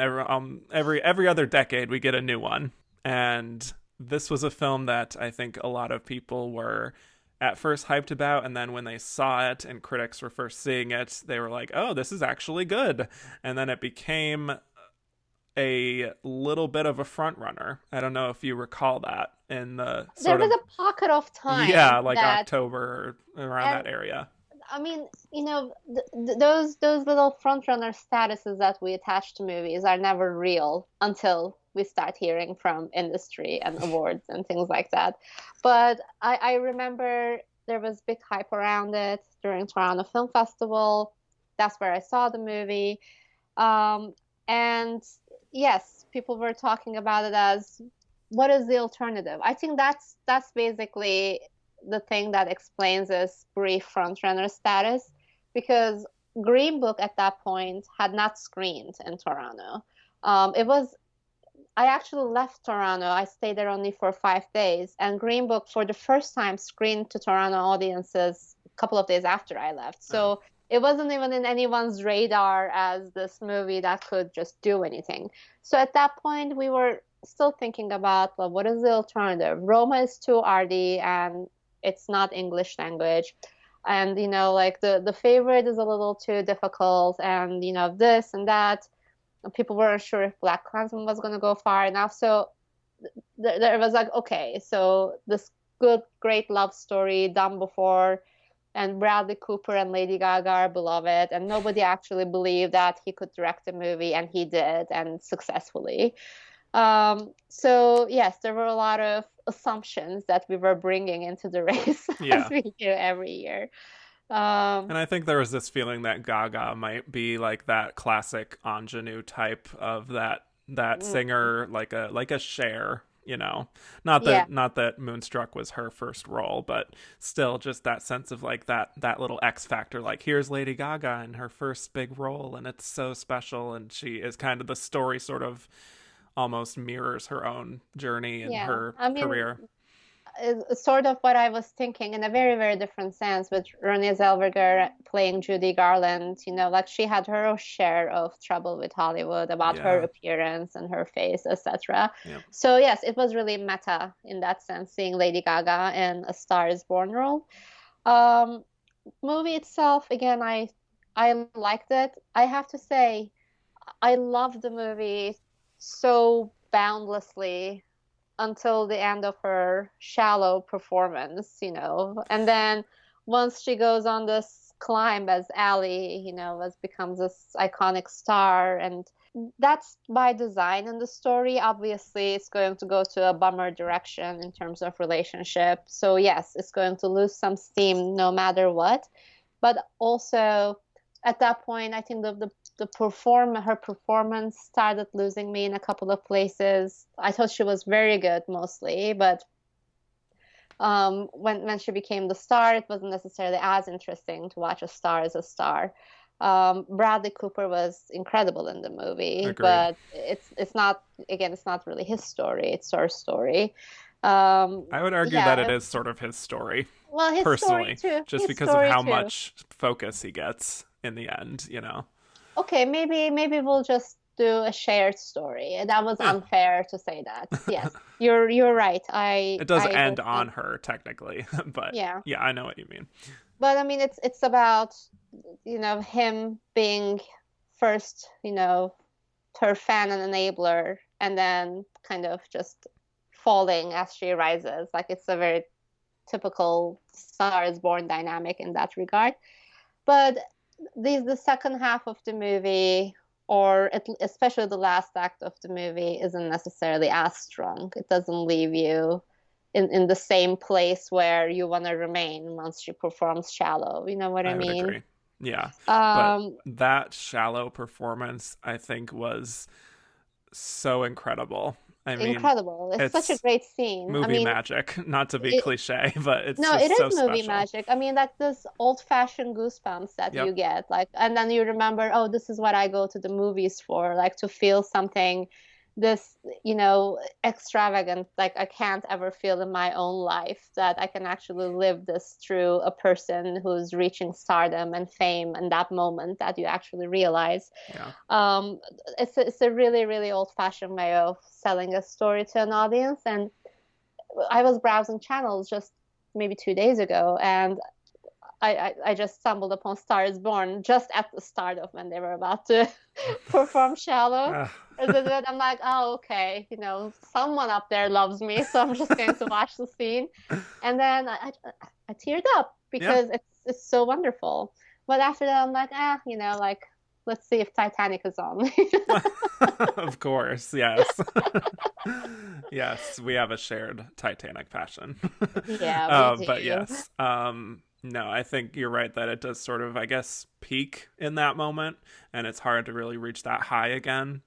But even still, I think Completely. just her final performance is incredible. And I spoke about this on a bonus episode of this show where we covered Best Actress this year, and I think just her vocal performance in this film is incredible. I mean, I'm just so proud of her as a fan who has been following just her pop music career for so long, that she could reach these kinds of heights that we still hadn't seen up to that point. So that Completely. was a special factor for me that I think maybe influenced my opinion to it being a little just the fact that I felt so positively about the film is just me being like so invested in her, No, you I mean, know? I was positive about it too, and I Yeah. actually really love Gaga as a pop star. I went to her concert here. I Yeah. really was obsessed. I'm like, oh, here is a pop star who actually has a really incredible voice, and she does something interesting Yep. with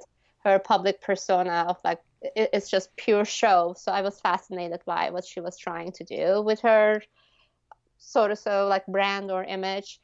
And yes, it was really great to see her strip that all Yeah. off and then just give herself to a performance. And yeah, that Yeah. I share your fascination there. Yeah. But But again, a movie I liked just fine, not a top 20 for me. yeah.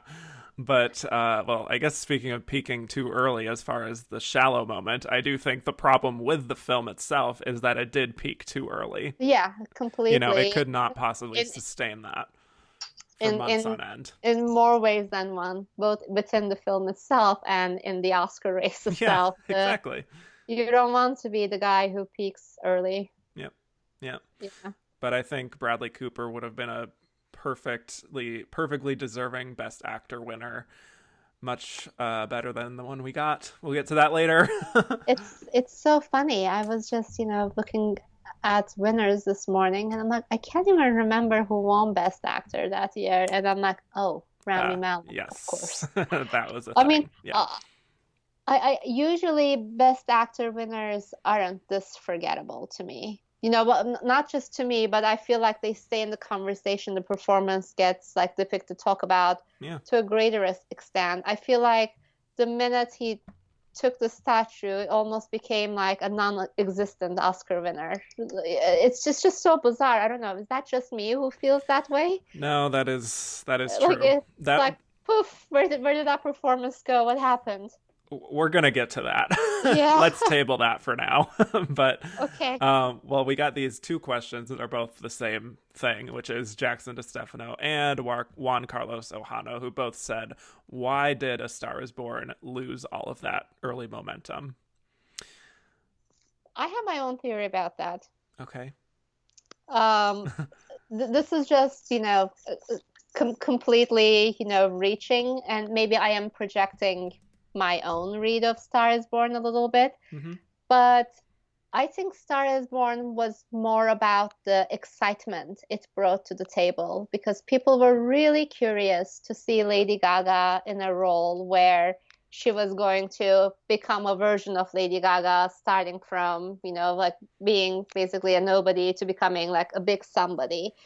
And again, a story told a million times, that was the excitement. And people really wanted to see a huge movie star direct a movie, Bradley Cooper.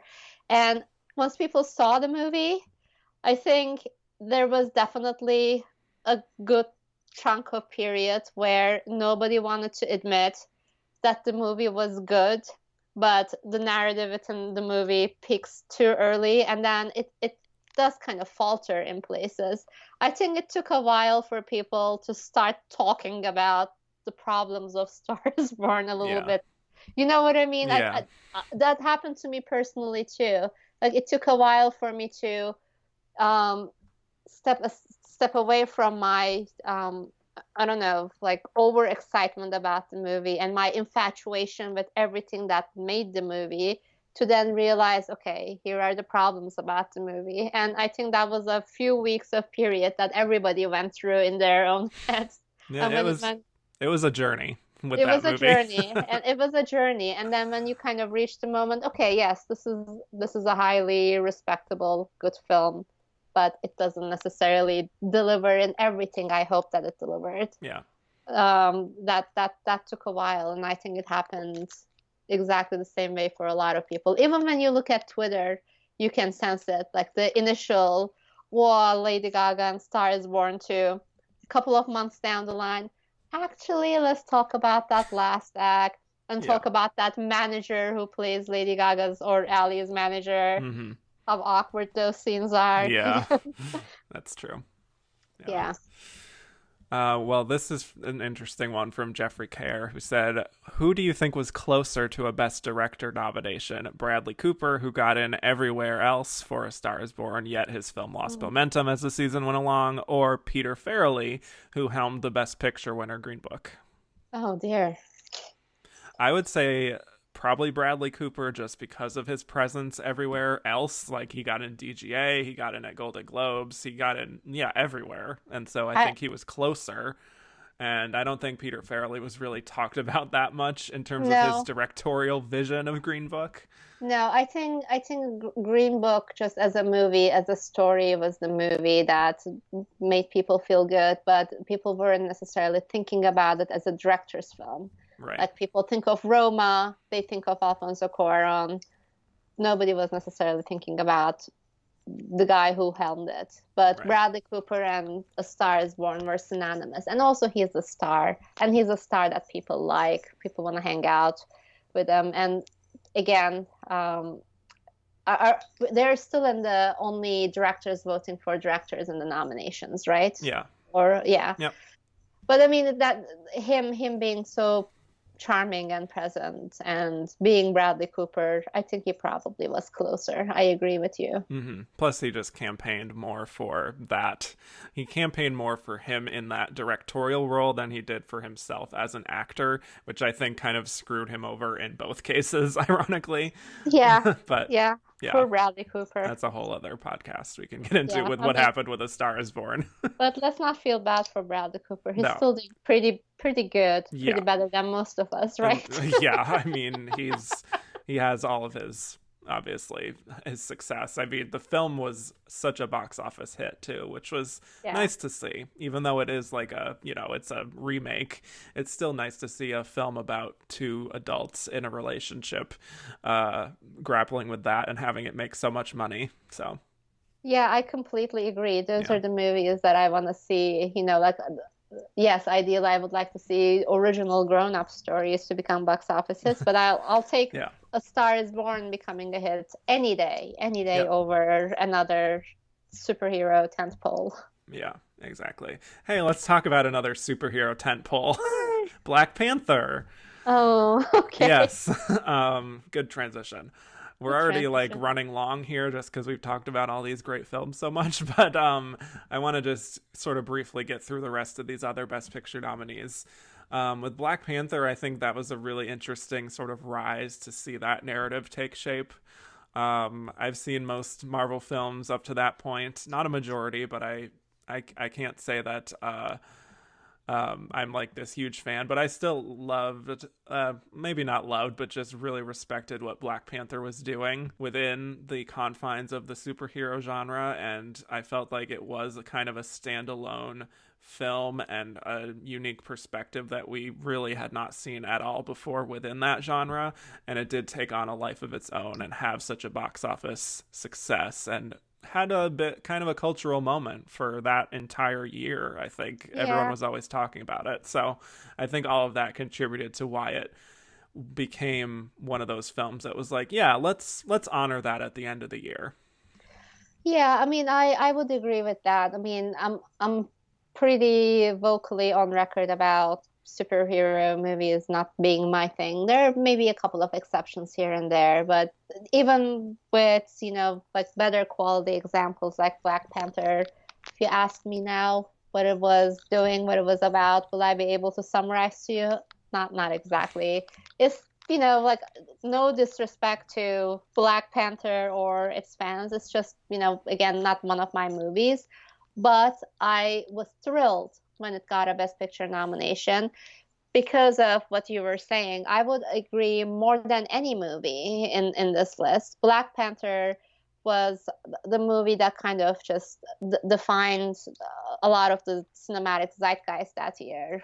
For it connected with people in ways that it was just so wonderful to see. Even as someone who wasn't as invested in the movie, I just really loved the conversation that was growing around the movie. And like you said, it took a life of its own, and that kind of cultural artifact that becomes one of the cinematic conversation of the year.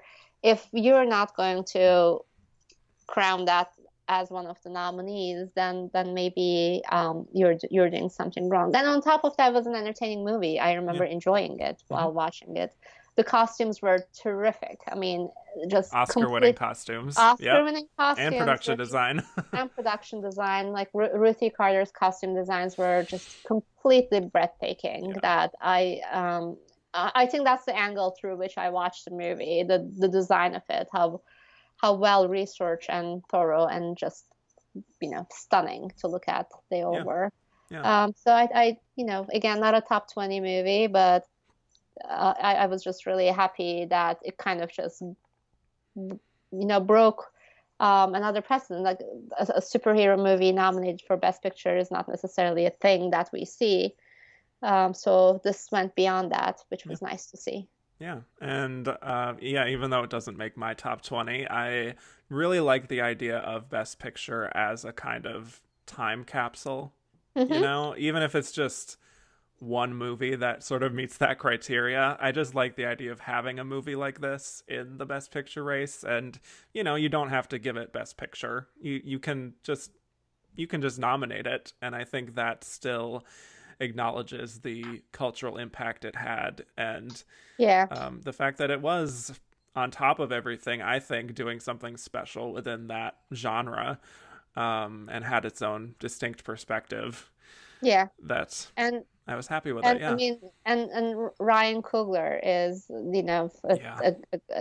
Yeah. such an astonishing director. I would like to, see him do both these, big tent poles and the kind of more smaller, intimate movies that are just, more my thing. That Yeah. I wish he gets opportunities and he gets the money to tell both kinds of stories, because he proved himself over and over again Yeah. more than capable of doing both. Totally. We got this question from Ian Blacklock. Black Panther is known for being the first superhero movie nominated for Best Picture. My questions are: one, do you think it needed mass appeal from non-superhero moviegoers to get its Oscar nominations? I think yes. Hmm. And then two, does it help that this is a great standalone film away from the Marvel Cinematic Universe? Also yes. Yes, I I think think both of those yes. factors really helped it. Yeah. Yeah, I completely agree. Yeah. Nothing to add there. Yeah. Yeah. Let's talk about Vice. Oh Oh boy. dear. Yeah. Oh dear is right. um, I am not a fan of this film, to be Nope. quite honest. Nope. Me neither. And here's the thing. I think people have a certain idea in their mind when they think about Oscar bait of costume dramas and these big historical epics. And that is valid, that is true. But I also think films like Vice, that are about real people, that have this kind of directorial flourish to them, whatever it may be, are also really in the Academy wheelhouse. And this is a great example of that. I just remember people even predicting that this movie would do well before anyone had seen it, which drives me crazy. It drives me crazy too. Let's just wait and watch the movie, Yeah. people, and then have our opinions about what others might think. And I do think that is a self-fulfilling prophecy that some Oscar bloggers get into, that I will get into on another podcast. We don't have time for that. Yeah. But regardless, I do think that this film is lucky that we had films like Bohemian Rhapsody and Green Book that took up a lot of the conversation as far as just dissecting its approach to what it was doing. I think Christian Bale is great in it. Personally, I do think that is another very carefully researched performance from Christian Bale, and Amy Adams is good too. I just ultimately found this film's existence to be a little bit pointless, to be quite honest, because I was trying to figure out the audience for Vice. Presumably it's liberals, American liberals who feel, politically minded. And I feel like there's so much of the point of this is Dick Cheney was evil, and I think most people know that already. So maybe in the future this will play better with a little more distance, but I don't think it came around at the right time. And I really did not really care for all of the little flourishes and like the weird mid-credits sequence at the middle of the film and all the little tricks, I just hate the word pretentious, but that's the only word I can think of when I think about some of the things the movie was doing. Yeah. It's sort of in that, and Big Short is a much better movie, but it's sort of in that Big Short universe of like throwing all kinds of quirks and things to your face, almost attacking you with these little flourishes that you talk about, and then hoping that a couple of them will land for different people at different times. And it's just one big maddening headache to me watching Vice. But having said that, I will watch Christian Bale in anything. I actually did enjoy his performance here, not because of anything the movie was doing. I think it's because I just happen to think he is really probably one of the greatest actors working today. To me, like, there's really no one like him.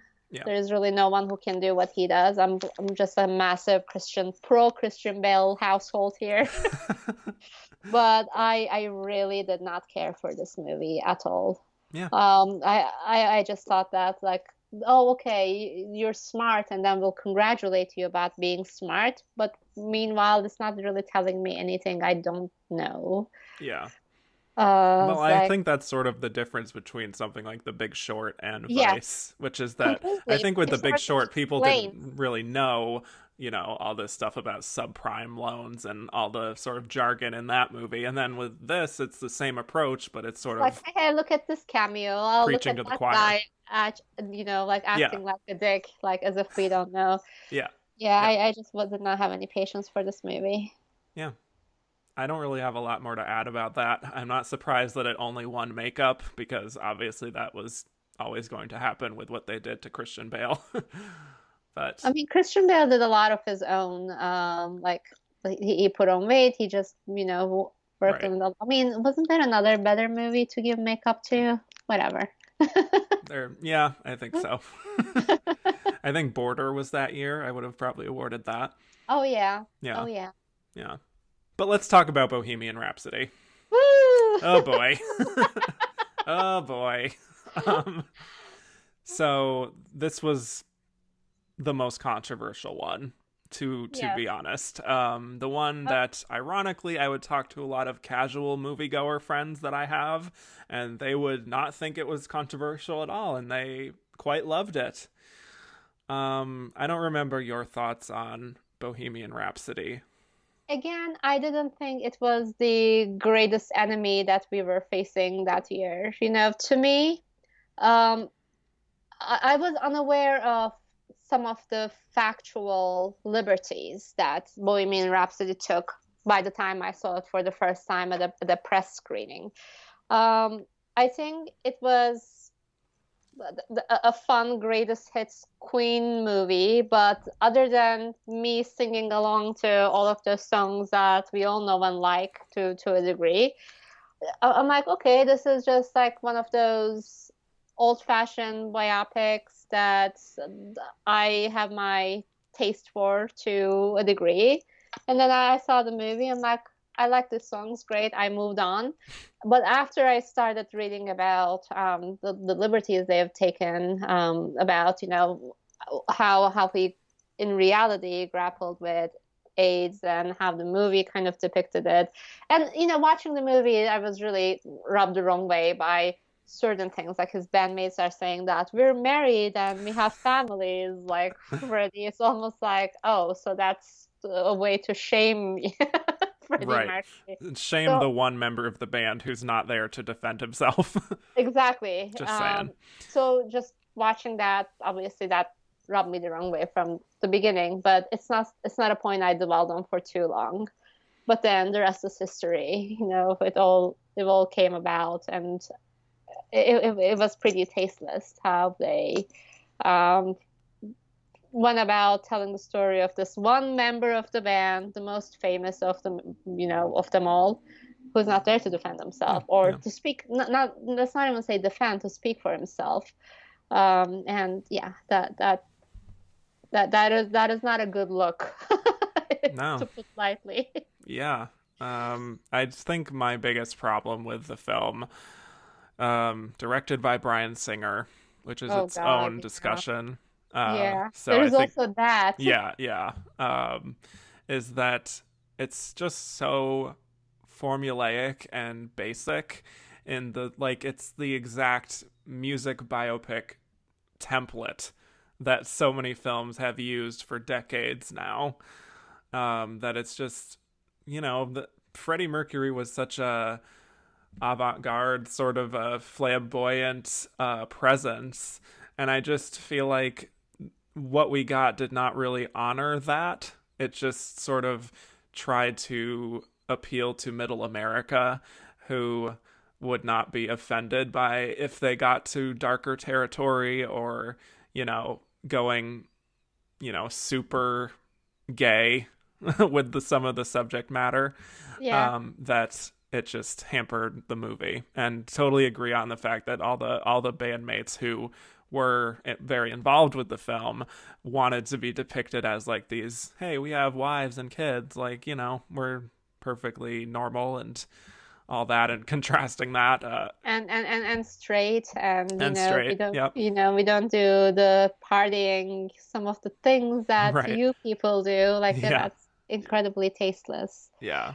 um I just think it really shied away from a lot of telling the full story there, and the fact that it was so fast and loose with all the facts and the chronology of what happened. Like, I think I remember just like reading about how Freddie Mercury did not have AIDS, or was not diagnosed with AIDS when he did Live Aid. yeah, I mean, I think that became my main issue. Yeah. I didn't dwell on some of the, maybe other aspects as much as I should have, but that, to me, that one scene where he confesses that he has AIDS, and then they all kind of just, embrace him.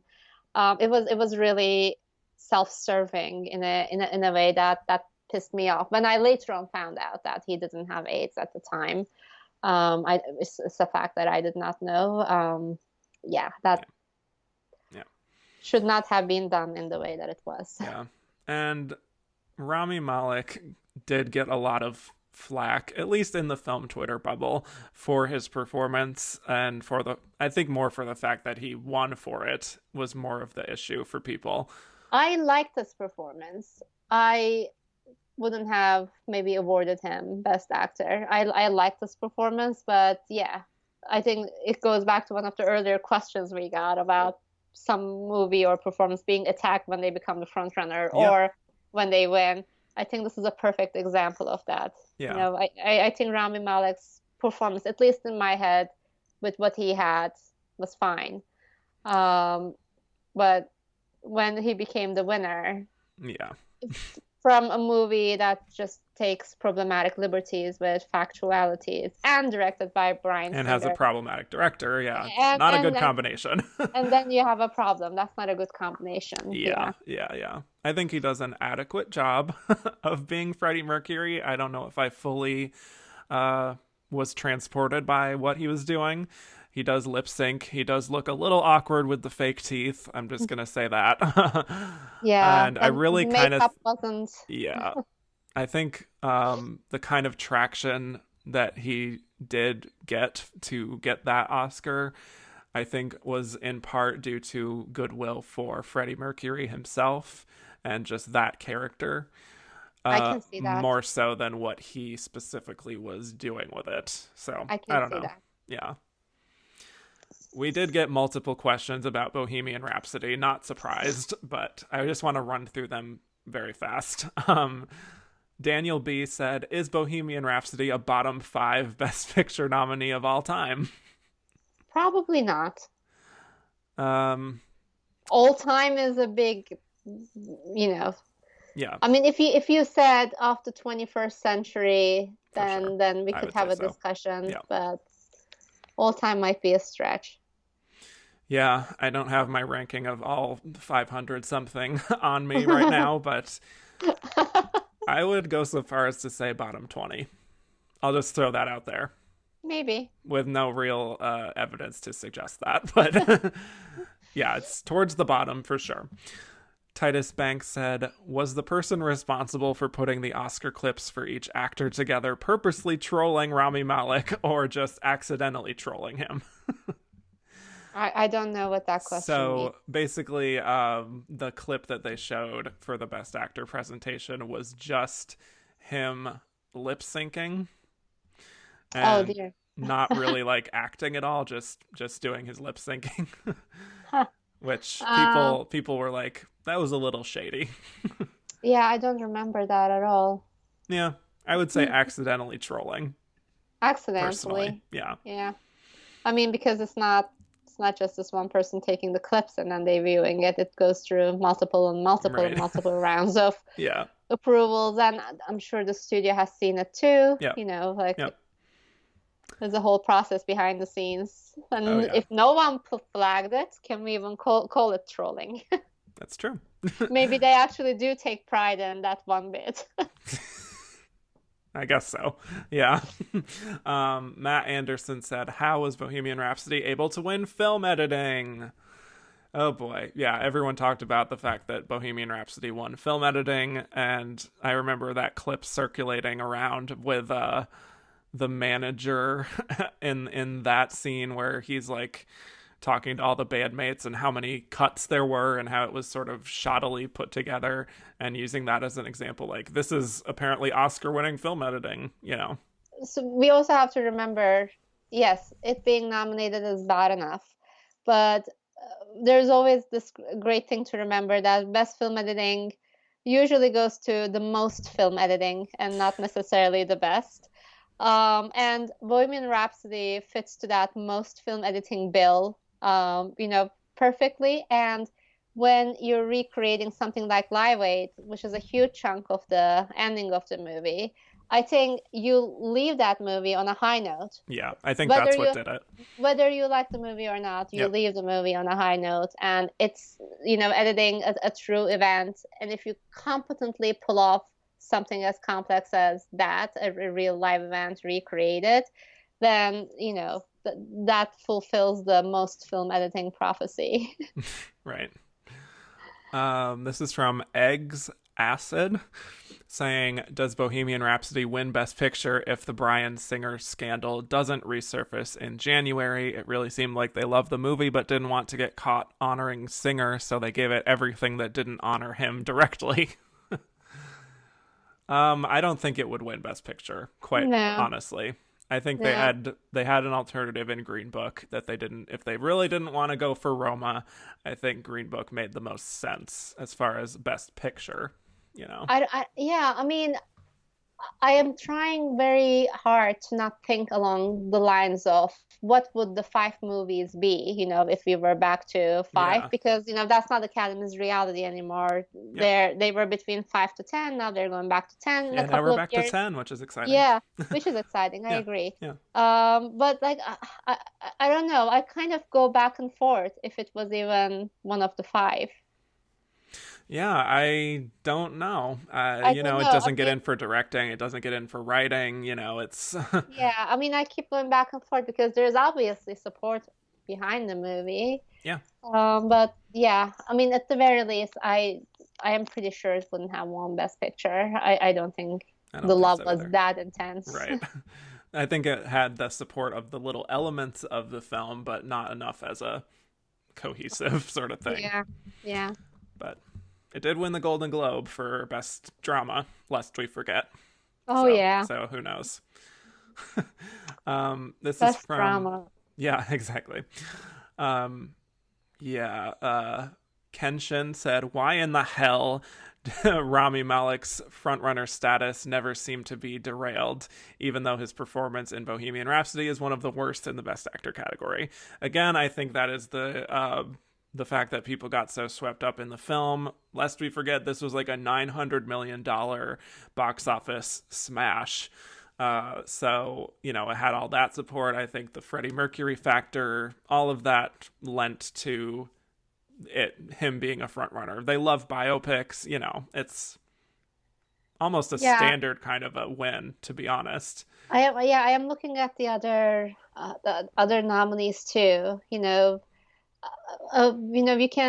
We had Willem Dafoe, Eternity's Gate, Viggo Mortensen, Green Book, Bradley Cooper, A Star Is Born, Christian Bale, Vice, and Rami Malek.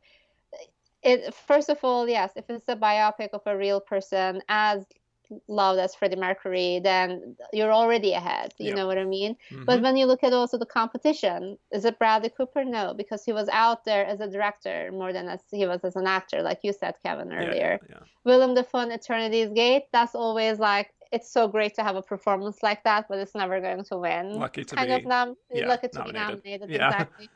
Viggo Mortensen in Green Book, again, I think people would really like to think of it as the Mahershala Ali movie, even though it was from his perspective. I just, again, Christian Bale, Vice.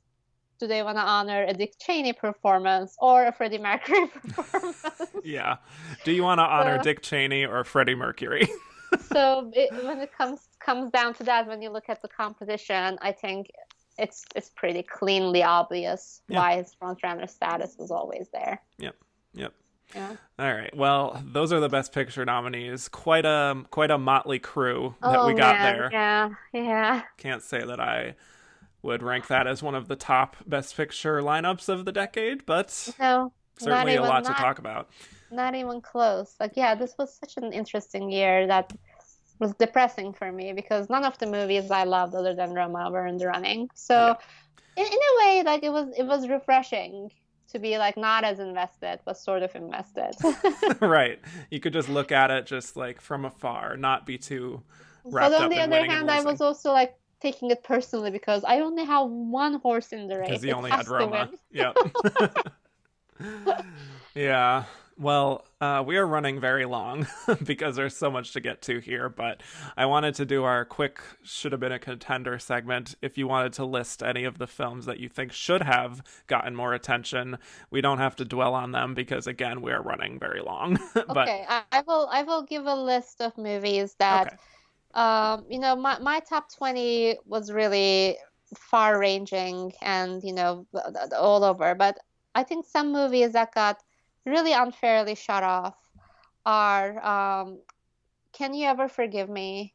Amen. Was a movie that I just in you said let's not dwell on them, fine, but like, come on, you know what I mean? Like that was Yeah. one of the in one of my top tens. Private Life, Ugh, again, like it had yeah. the Netflix thing on its back, and it didn't necessarily receive the Roma treatment. Like it received more of a streaming treatment, but it's every bit as cinematic a movie as Roma is. Um, and my personal heart take is First Man. To Mm. me, that is a stunning, stunning achievement. But people love, you know, putting controversies to non-offensive Damien Chazelle movies as if God. they're offensive. Like the dude makes like a romantic musical, and all of a sudden it just takes the controversy takes a life of its own. Why? Who White knows? man saving jazz. Yeah, I mean, like, yeah, he's a very privileged white dude, obviously telling a story from his perspective. But again, was that? Yeah. Let's not talk about La La Yeah, Land, yeah. the whole thing. But First Man was great. There was a flag on the moon. I saw it. We all saw it, but Mm-hmm. that became a controversy.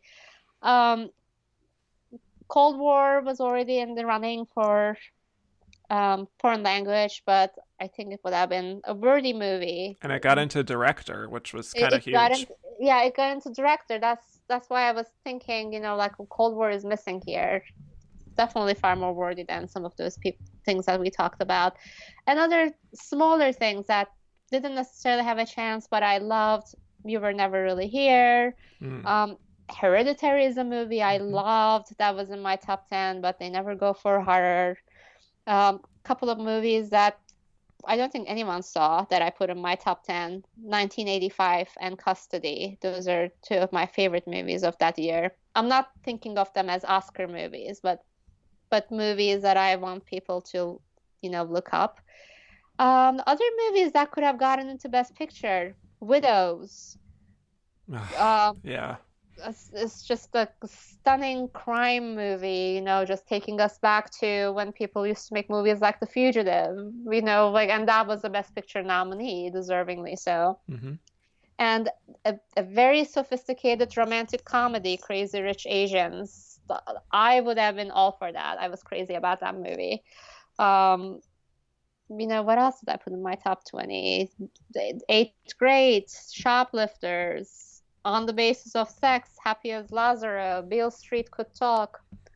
You know, 2018 was a great year from my book. Mm-hmm. No shortage of great movies to honor, but there was a disconnect There was. between, yeah. And I What agree about, with so many of the movies you listed. I'm almost completely in agreement as far as like my own top 20. The top of my ballot is If Beale Street Could Talk. I yeah, think that is such a gorgeous film, so lyrical, and such a gorgeous translation of James Baldwin's text. Regina King was so deserving of that Best Supporting Actress win. yeah. And it's such a shame that people also almost dismissed that as a little cold, which I didn't Yeah, I mean, understand. I get it. It did keep.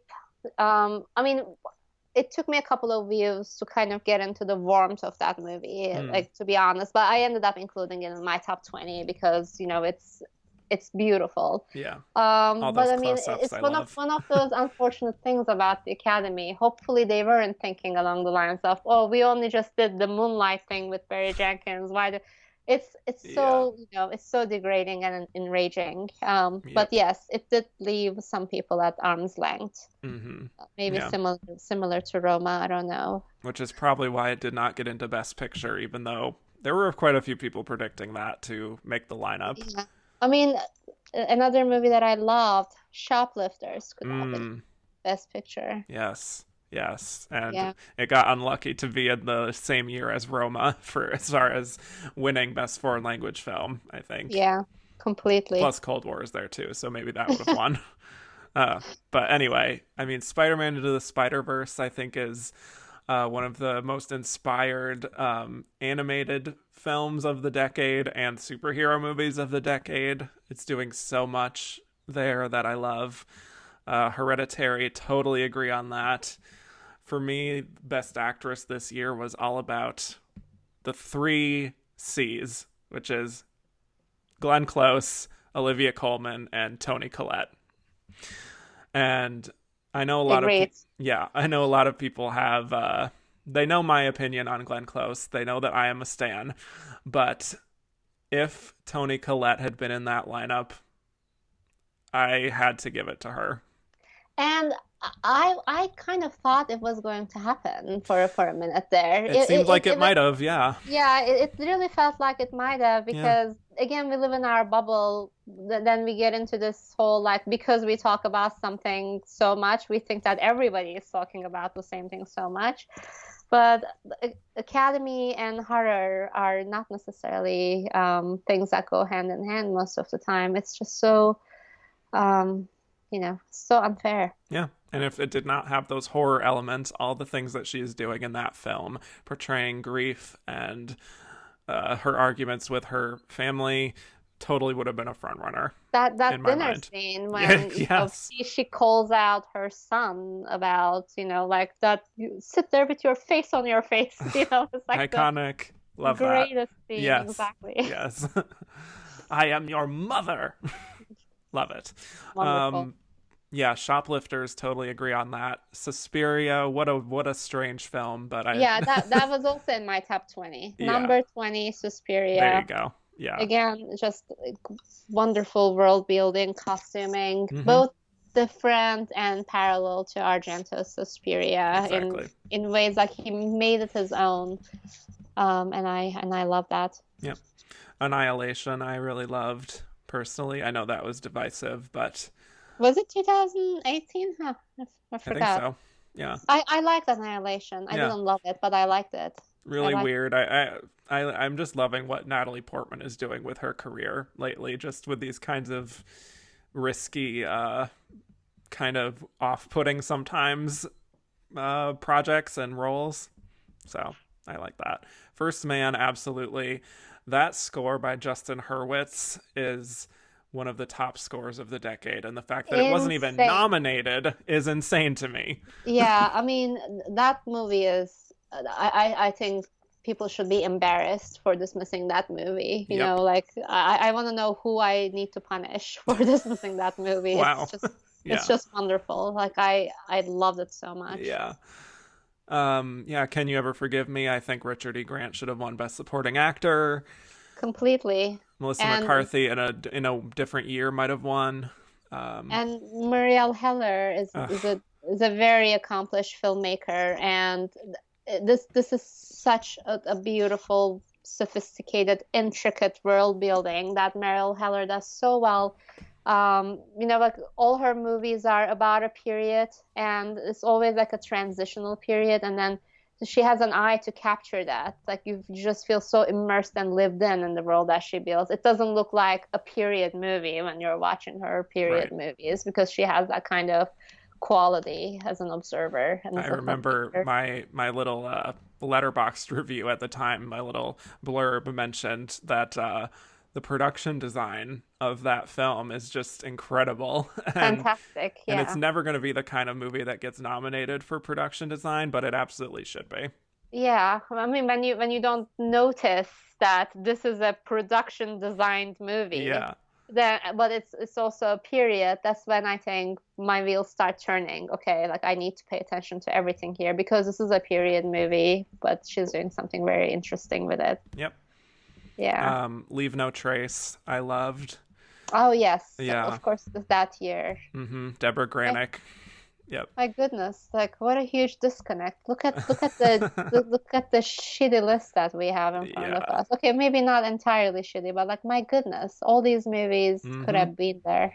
Yeah. Just like wipe out most of the Best Picture lineup I and I know, like take out Green Book, take out Bohemian Rhapsody at the very least, and start from there. yeah. The Rider is a movie Yeah, that Chloe is Zhao, that was also that year. still underseen, but so sensitive and beautiful. Can't wait for what she does next in her career. Yeah, I mean it was almost like she was kind of reinstating herself as like a new kind of Kelly Reichardt in a Oh way. I yeah. keep thinking about her movies, watching The Writer. hmm Just looking at the rest of my like top 20 here, I'm not going to get into these, but just to list them off, I had Minding the Gap, which is a great documentary. I had that in my top 20 too. Yeah. Shirkers, which I really liked. I Um, didn't have it in my top 20, but I liked Shirkers. mhm. Okay. Burning. Oh, yes. My top three movie. Number three, I had Roma. I have You Were Never Really Here and Burning. Those Ooh, are my top three. that's a very cool top three, not going to Oh, lie. like I loved Burning so much. It was just such a cool movie, like incredible in a way, doing doing all the things that Parasite was doing, but in much different way. You know, the movie about class, a movie about gender dynamics. You know, all of those themes are at the forefront of Parasite too, but also in a very stunningly entertaining way, of Yeah. course. Um, yeah. First Reformed, Paddington Just 2. did not like First Reformed. Okay, I know that's Only, divisive. I am the only one of that kind. I think no, I don't think it's less divisive than you think. I think a lot of people love First Reformed. Didn't do it for me. Okay, I understand why completely. Eighth grade, absolutely. Private life, absolutely. Loved it. It's great. Yeah. So, like I said, I mean, the Best Picture nominees do not reflect the kind of year that 2018 was in film, Yeah. and that is Yeah. kind of a shame. It is. Yeah, it's probably the one of the bigger disconnects that I've seen. And usually I can always pick up at least like 4 movies in the Best Picture lineup that I just feel good about. That because any of these could win and I'll be happy. But this year it was like Roma or Burn It All Down, and Yes. Well, we did get some other just miscellaneous questions, but we sort of addressed most of this in this wide-ranging discussion already. So if I did not ask your question, I apologize. But yeah, I mean, we got a few about like Glenn Close and the wife, but I have already talked about that extensively on other podcasts. I love that performance. Me too. The movie is, you know, it was hit or miss with people. I think a lot of people misunderstood what it was going for, but I think it was a lesson for a lot of us that we probably need to relearn every year that you can't make a it's time narrative happen. You know, like you can't make it happen. You can't just say it's time and it will be time. Mm-hmm. You know, like I Olivia Colman won by performance that people loved, and that was it. Yeah. But I'm sure we will forget this lesson again next year. We always do. We We're like, always it's are time, relearning it's time. these lessons. Like, oops. Like even she believed that it was time. Like her reaction was Yeah. one I will never forget when she lost It because is all eyes were on her. embedded in my brain forever. Yeah. I am so sorry. I'd never realized you were such a big stan. I mean, I am too. Yeah. I was sad to see that, and I think even Olivia Colman was embarrassed. Yeah, she mentioned that. Like, Yeah. Glenn, I didn't mean for it to happen this way. But look, you know, if she gets her Oscar, you know, I'm glad. If not, she is still who she is, and we gotta make Sunset Boulevard happen, damn it. yes, we do. That is the role. That is the one. I feel strongly about that. That is the one, and that role is so Glenn Close. Exactly. You know, on stage, you know, she's been doing it since the 90s, even maybe earlier. I don't know. Yeah, early 90s. Yeah. Yeah. Yeah, but we'll see. It figures that this podcast would end on me talking about Glenn Close. But, you know. To Glenn Close. To Glenn Close. Cheers. Yes. Cheers. Finally getting her credit like she does in The Wife. Yeah, so unless you had anything else, we can just move to our final segment, which is giving our verdict. Okay. Let's give our verdict. Okay. Well, we will be back. Once again, here are the nominees for Best Picture. Black Panther, Black Klansman, Bohemian Rhapsody, The Favorite, Green Book, Roma, A Star is Born. Vice.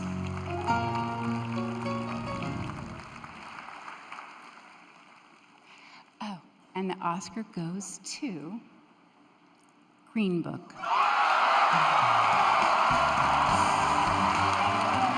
Green Book has 5 Academy Award nominations this year, winning 3 Oscars: Actor in a Supporting Role, Original Screenplay, and Best Picture.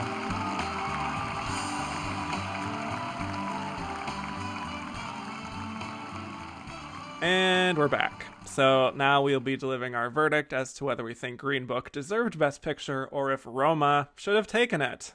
Tomris, I'm so curious to know what your opinion is on this. I don't know. It's not like we've talked about it for like an hour and a half or like 5 hours, but I'm gonna go with Roma should have won. Wow. Shocking upset. Shocking, right? Yes.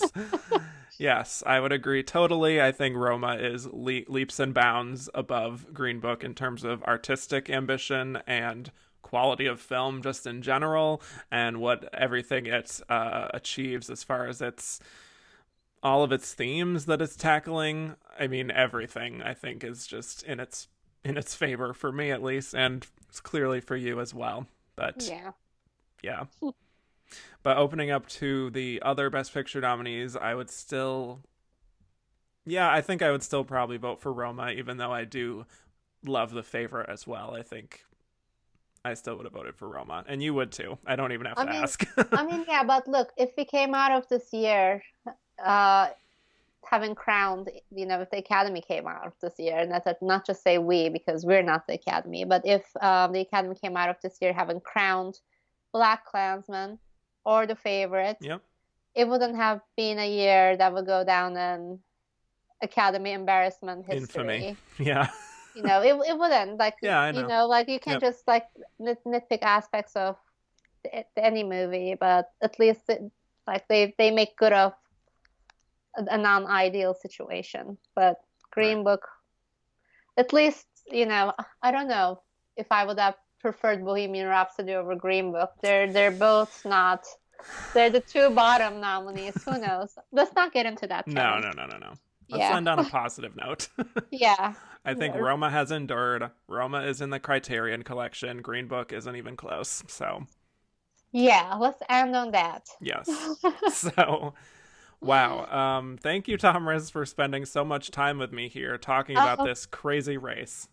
Thank you so much. I love going back to painful memories and living them with all their intensity, because that's the kind of person I am. We have learned that about you, and that's beautiful. So, yes, tell the people where they could find more from you on the internet. You can follow me on Twitter at Tomris Laffly, and you can find my writing at Variety, RogerEbert.com. Time Out New York, I tend to share most of the pieces I write on Twitter anyway. And I look forward to connecting with you there. Mm-hmm. And you can find me on Twitter at Kevin_Jacobson. The show is at Oscar Runner Up. Rate, review, and subscribe wherever you find podcasts. And if you like this and you want to hear even more hours of Oscar dissection, go to patreon.com/andtherunnerup is, where we have plenty of bonus episodes, including one about specifically this Best Actress race, which was very fun. And with that, thank you again, Tomris. Thank you again for having me. I enjoyed this. And I will bid you all adieu.